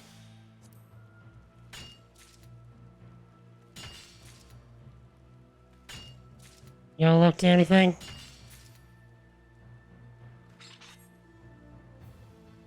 Okay, that's perfect. So, anything planned for the weekend? Or anything of the sort?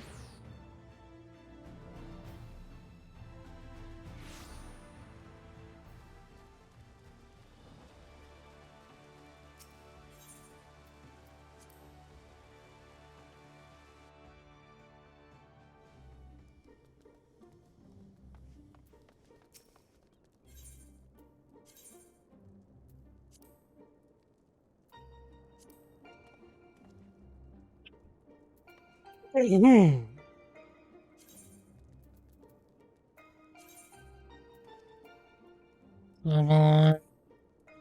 Blacksmith. Wait. Yes.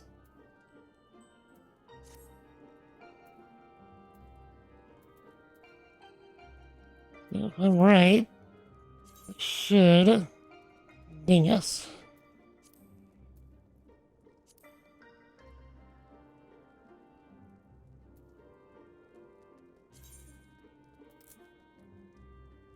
Okay.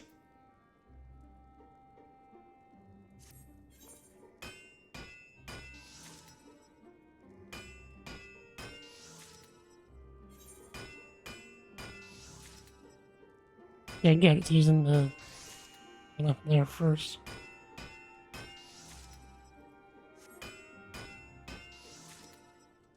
Just trying to get a full stack of 99.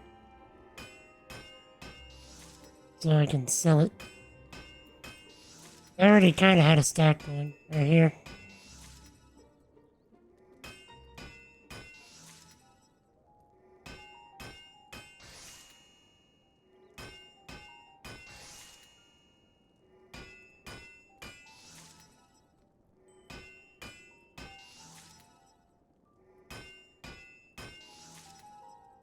Something I'd like to do for the bot eventually. I'm thinking about doing this for like everyone, not just for the token system. It's having a way to do like duels between people in chat. So like having it to where somebody opens themselves up for like a challenge, and then if somebody else accepts it, hey, Dragon Rider, what is up, sir? Thank you so much for that raid. Everybody coming from Dragon Rider's stream, you have stumbled upon the home of the Silver Fellowship. For the most part, we focus on hyping up Jesus as much as we can. We build things with software and then just sometimes do challenge runs. Sometimes we'll just hang out, like what we're doing today. And work on messing with my bot. We actually just shoved ChatGPT into my bot and made him incredibly sassy. So, but how you doing, Dragon Rider? What is up, sir? And how you doing, Jaguar Jack? Good to see you on stream today. And thank you for that follow, Jaguar Jack. I appreciate it. Let's see what you were up to, sir.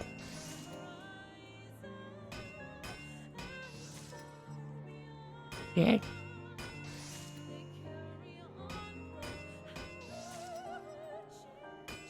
You were playing retro stuff. Nice. So, what were you playing exactly? Chat, she would be so kind if you're not following Dragon Rider already. She would go give him a follow for me. He is a aspiring voice actor. I'd say rather talented myself. And does a lot of retro stuff on his stream. But yeah, what were you doing, sir? And I am doing rather well. I was actually about to end the stream early, but I can hang around for a bit.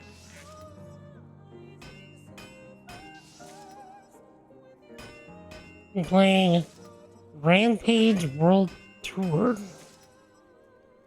You're playing really nice. So what is Rampage World Tour? Followed by Road Rash 64. That is a name I've not heard in some time.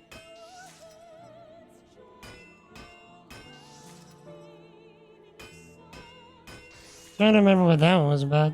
I know it was a 64 game, but King Kong or Godzilla, of course. So, is it some kind of like Mario Kart style thing with Godzilla and King Kong? That would be hilarious.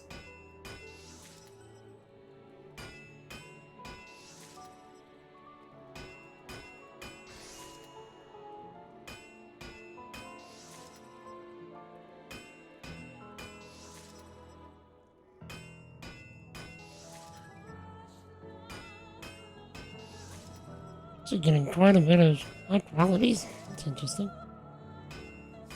Imagine a game like that where you just destroy buildings.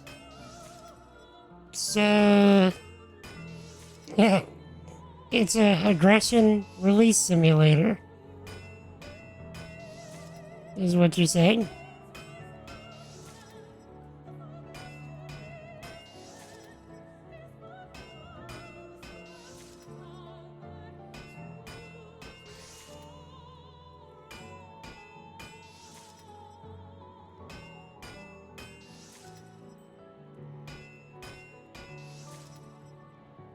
Exactly 99.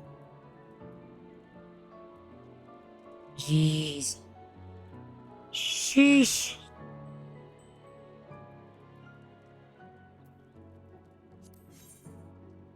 Okay, so because I mentioned that I shoved ChatGPT into my bot, here's something that you might enjoy.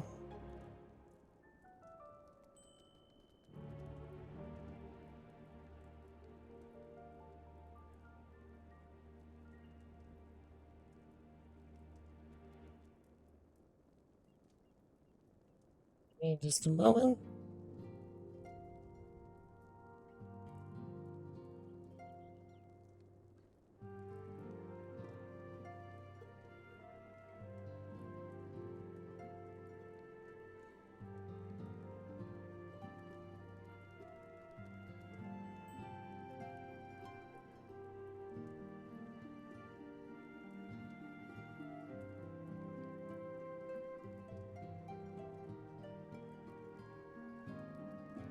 So check this out.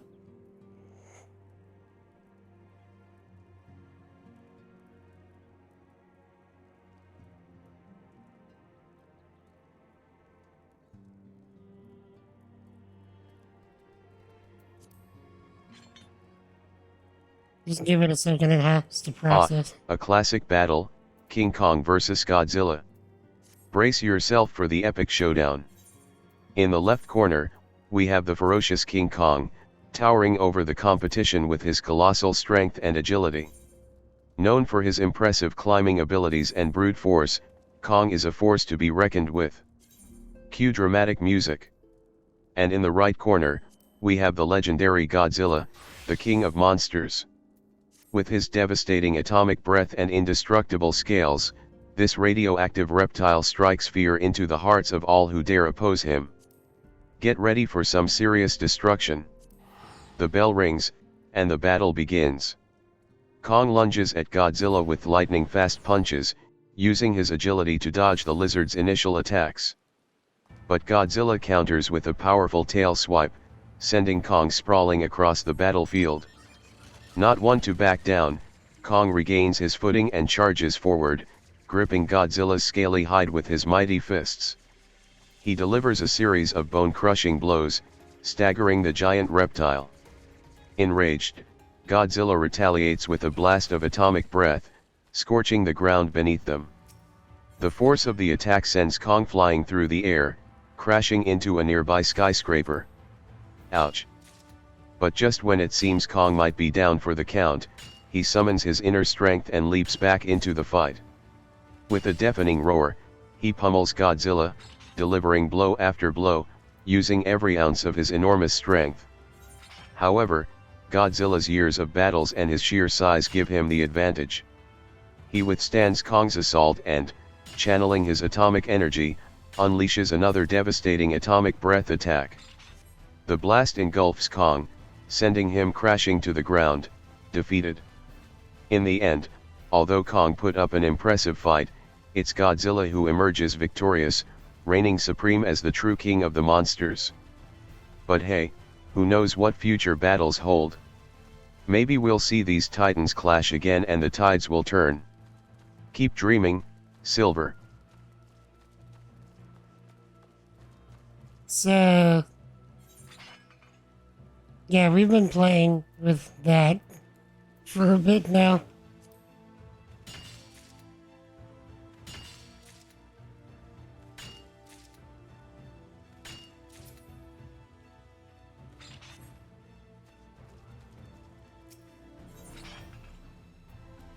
So yeah, like, what else have you been playing lately?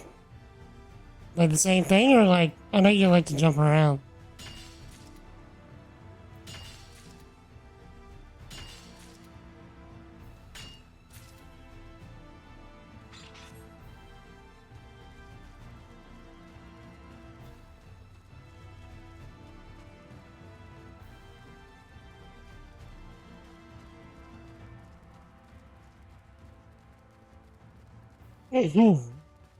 How about yourself, Jaguar Jack? What have you been playing lately? Variety streams as usual? Indeed. Has anything been standing out as a particularly good experience for you lately?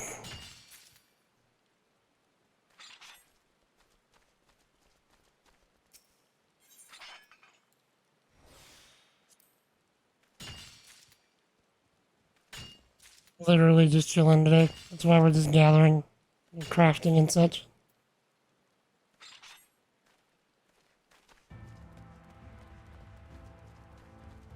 I'll probably be heading off in like 10 or 15 minutes.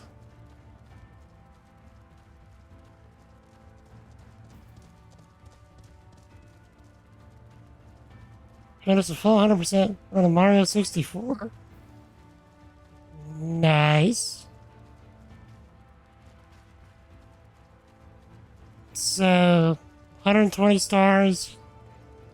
Was it a little more than 120 stars actually? Or was it 120?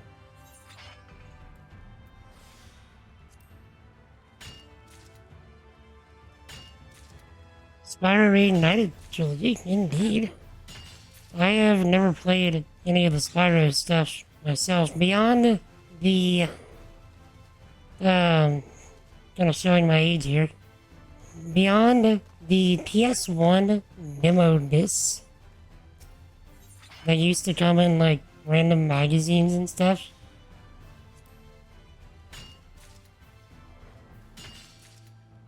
Those were the years.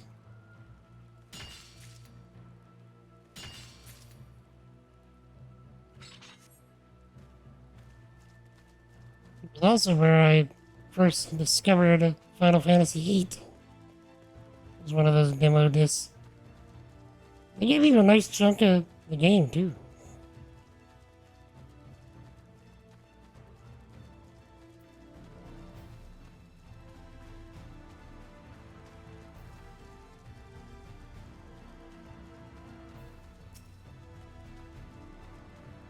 But yeah, how long did a 120 star run take you?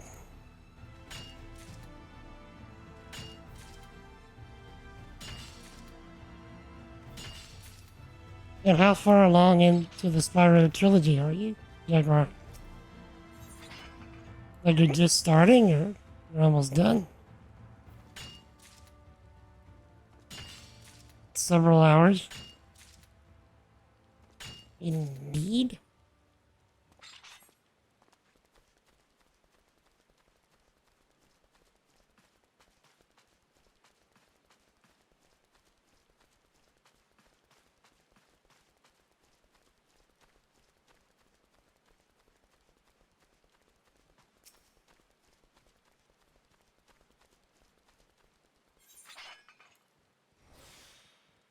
Second world of the first game? Or which one?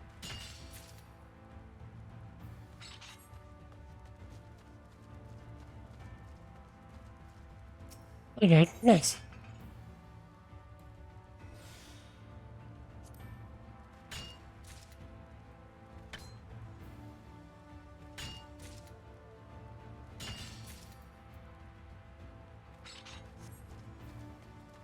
Missing on a 98% success rate is painful.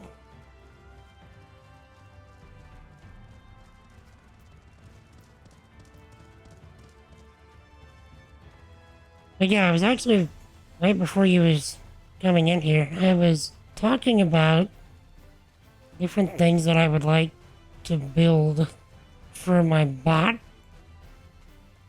I'm thinking about some kind of way to like maybe build some kind of like dueling system between people in chat.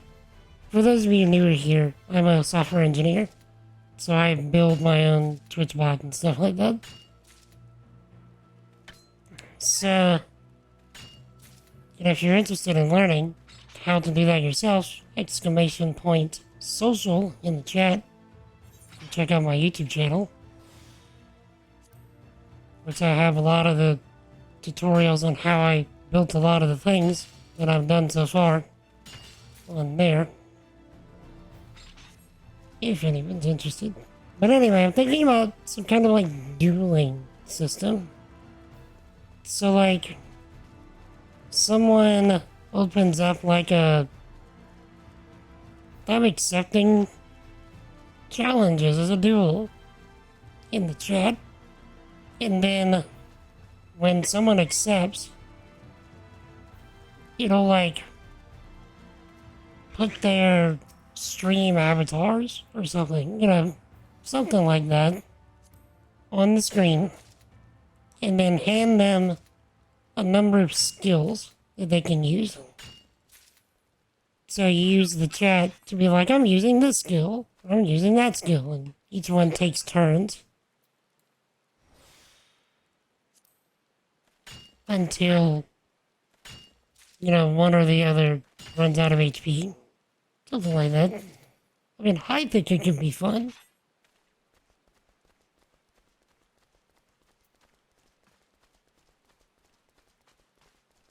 Could also be just generally fun to build.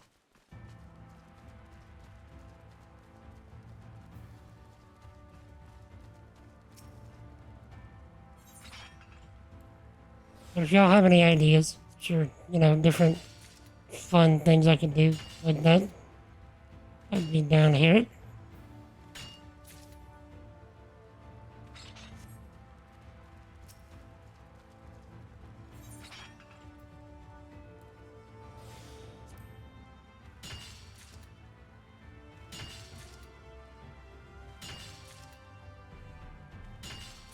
wondering if I can run out of rest XP before I need to go. The rest XP is right here, where my mouse is. So I'm wondering if I can use all of that up before I have to go in the next 10 minutes or so.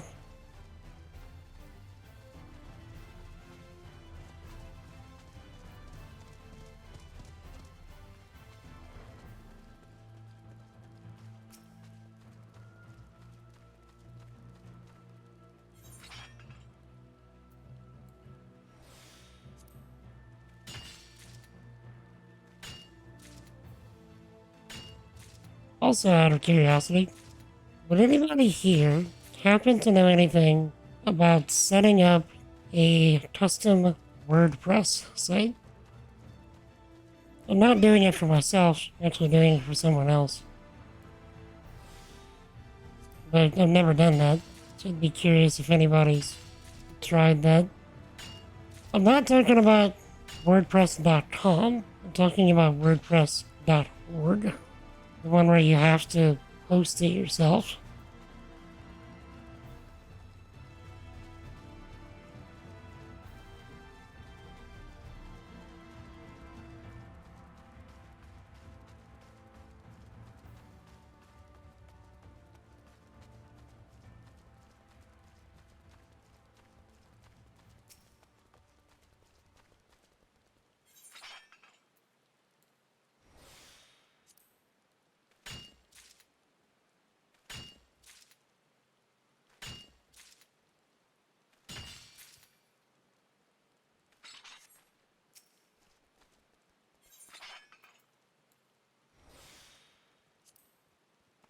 So, I wonder if I should learn that on stream.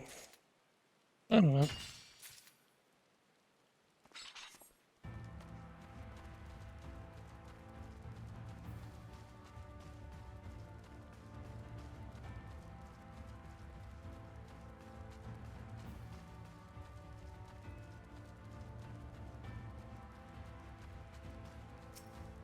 Just thinking out loud, you know?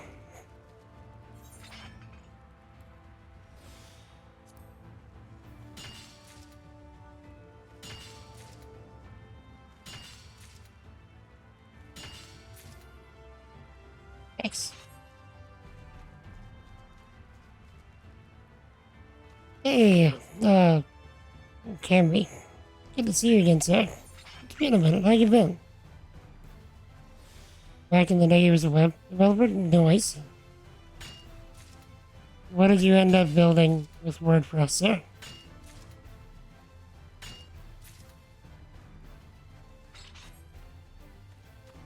I think I said that wrong. Camby, right? Good to see you again, sir.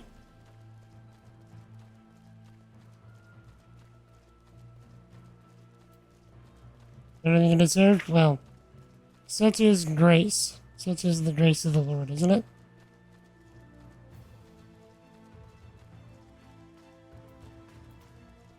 Gave us one? Alright.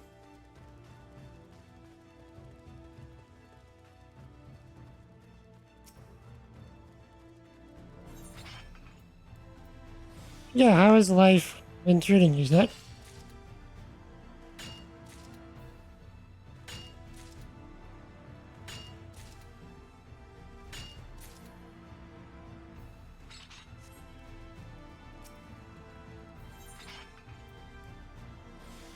Just doing some random gathering. I'll probably end up stopping shortly.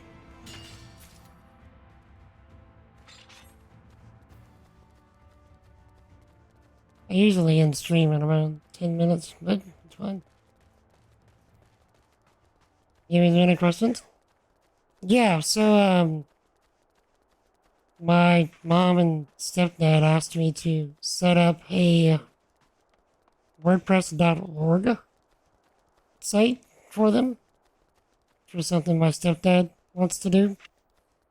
And I've never done that. I usually just build things myself.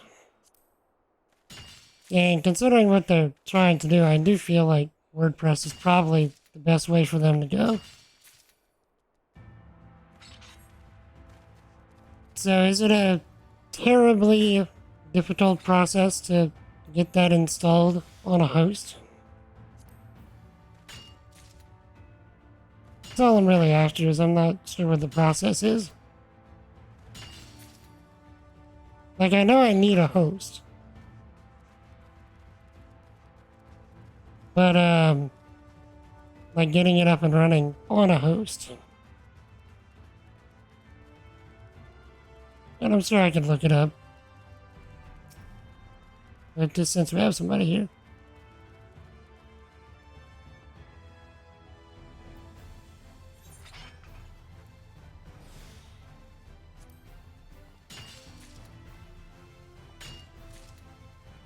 Hey.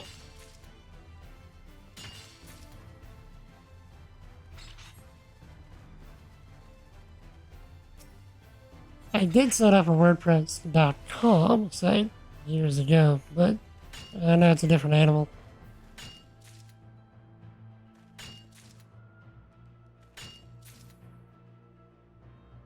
Okay, yeah, you do the pre-hosted stuff on the WordPress.com then. Yeah, I've done that before. But considering what they're trying to do, they really need the extensibility that the .org one provides.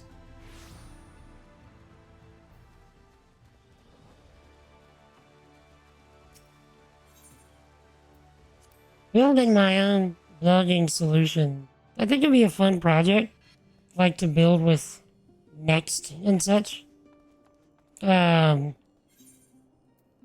But for what they're doing, I feel like it'd probably be way overkill.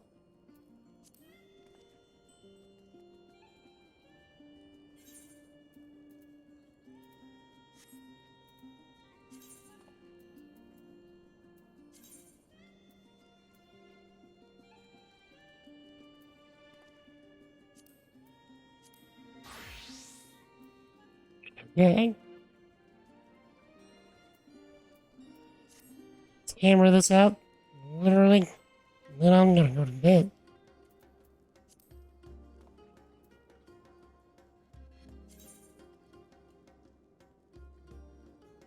So then I'm gonna just put up a regular website with WordPress installed on a host server. Right, so what they're trying to do is get a site set up that you have to register a domain. They already have a domain.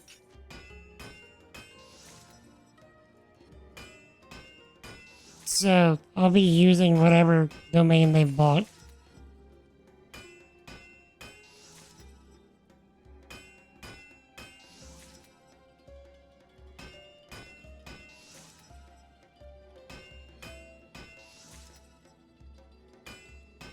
Which, I mean, working with domains isn't that big of a deal for me. Plus, it's way different for WordPress stuff than everything else, which is... I mean, I find it easy enough. That can be a pain? Yeah. Is WordPress stuff where you have to be careful of, like, where you register your domain because it's next to impossible to get it removed? Because I've heard some horror stories.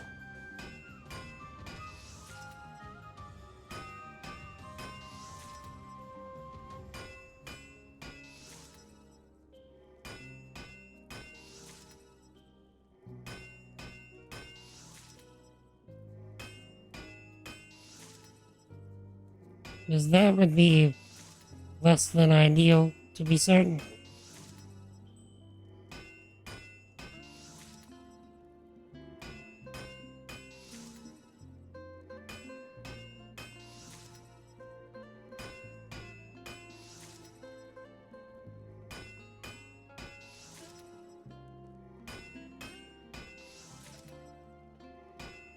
Right, so I am now out of rest XP.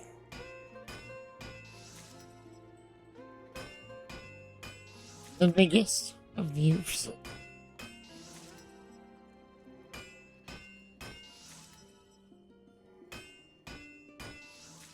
Heard and know that working with hosts is a real pain. Yeah. The only host quote that I've ever worked with has been AWS. And from what I can tell, it's not difficult at all to remove, a domain from AWS. As soon as, assuming that you already have it purchased from elsewhere. So, I didn't buy the domain from, Route 53. I think I bought the domain on, Namecheap or something like that.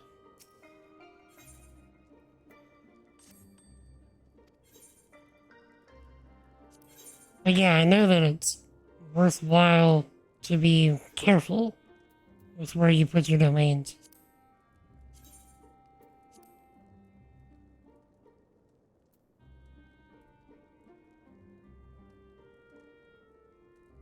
And you retired from IT as a director, as a network engineer for years. Yeah, I'm sure that was a stressful job.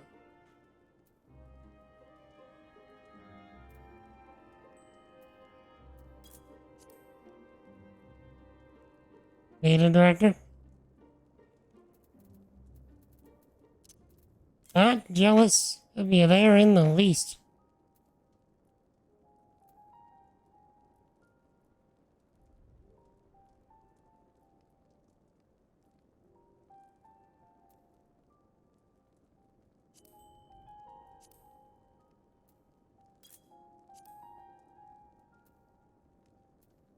I stayed away from IT in college on purpose. Because I didn't think I would have the patience for it.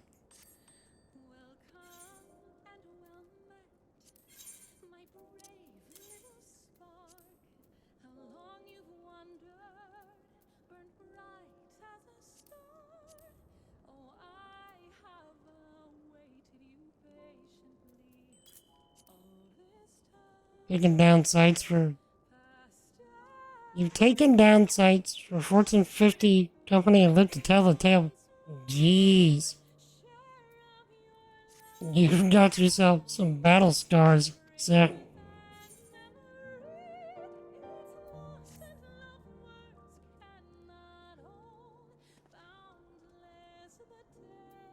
How close was your head to the chopping block?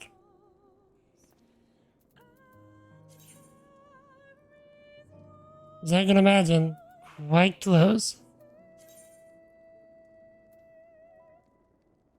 $1 million base sites, yeah.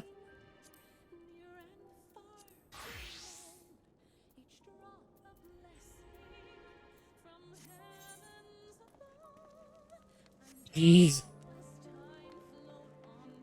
Couldn't be me. Ain't no way.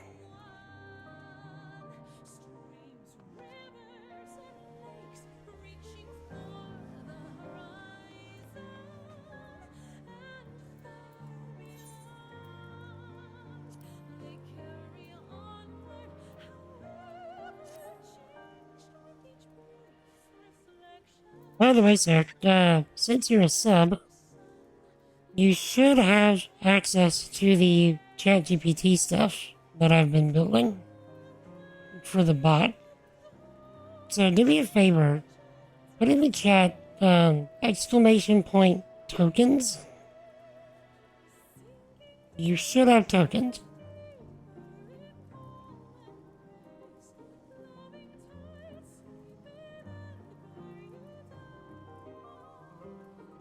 There you go. So if you want to use your tokens on the bot, you can trigger ChatGPT to do whatever you want, pretty much, using exclamation point GPT, and then whatever you want to prompt him with. Just if you're curious. I do have him set to be quite sassy, sarcastic, and insulting. It's pretty funny. But the tokens are there for subs and people that cheer and gift subs and whatever. As a thank you for supporting. I'm trying to think of more stuff that I can do with the tokens.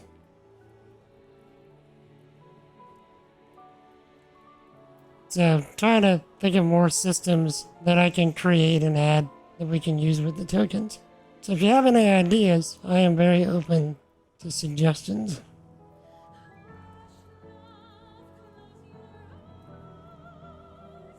But it's 1 token per prompt.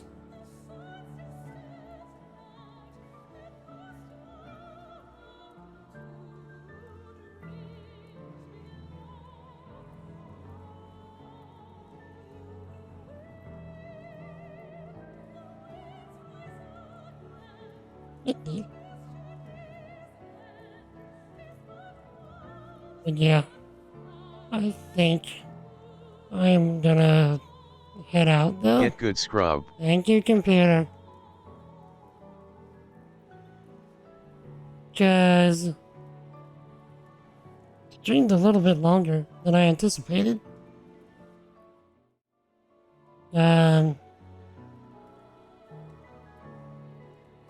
So, I'm actually a little tired. And yeah, so most of the stuff that I planned on doing for the stream, for the sassy GPT, I should say, has been done. So the rest of the stuff is, why did I give 2 follows to Jaguar Jack? That's weird. Gotta go get dinner? Indeed. Well, thank you for dropping in, sir. Enjoy your supper, whatever it is you're gonna go have. And if you're around next week, I usually stream on Wednesdays, so I'd love to see you there. But yeah, so thank you for hanging out. Jesus loves you, sir. And have a good one. You stay awesome, alright?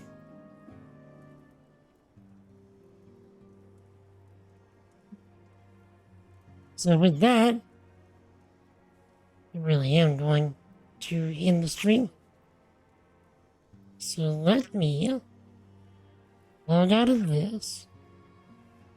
As soon as this is done loading. Okay.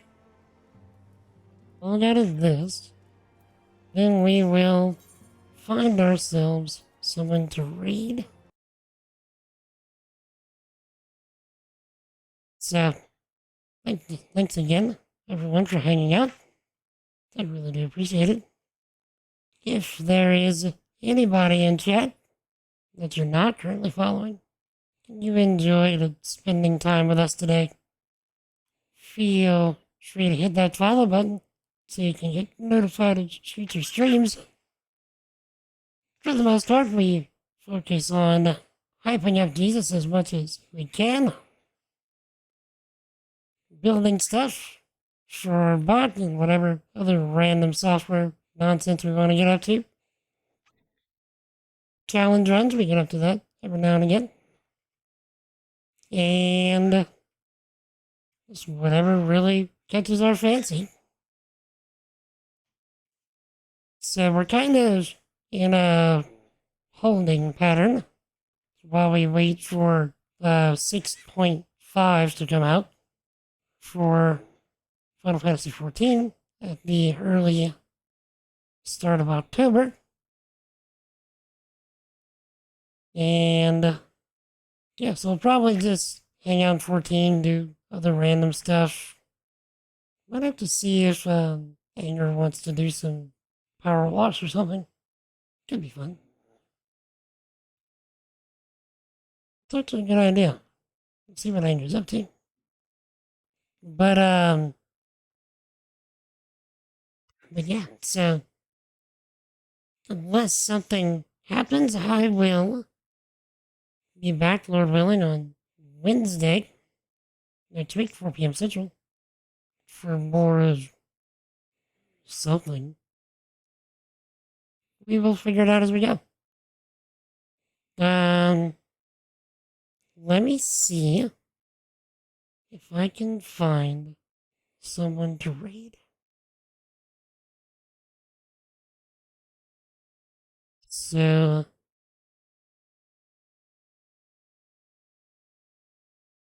somebody is really jumping out.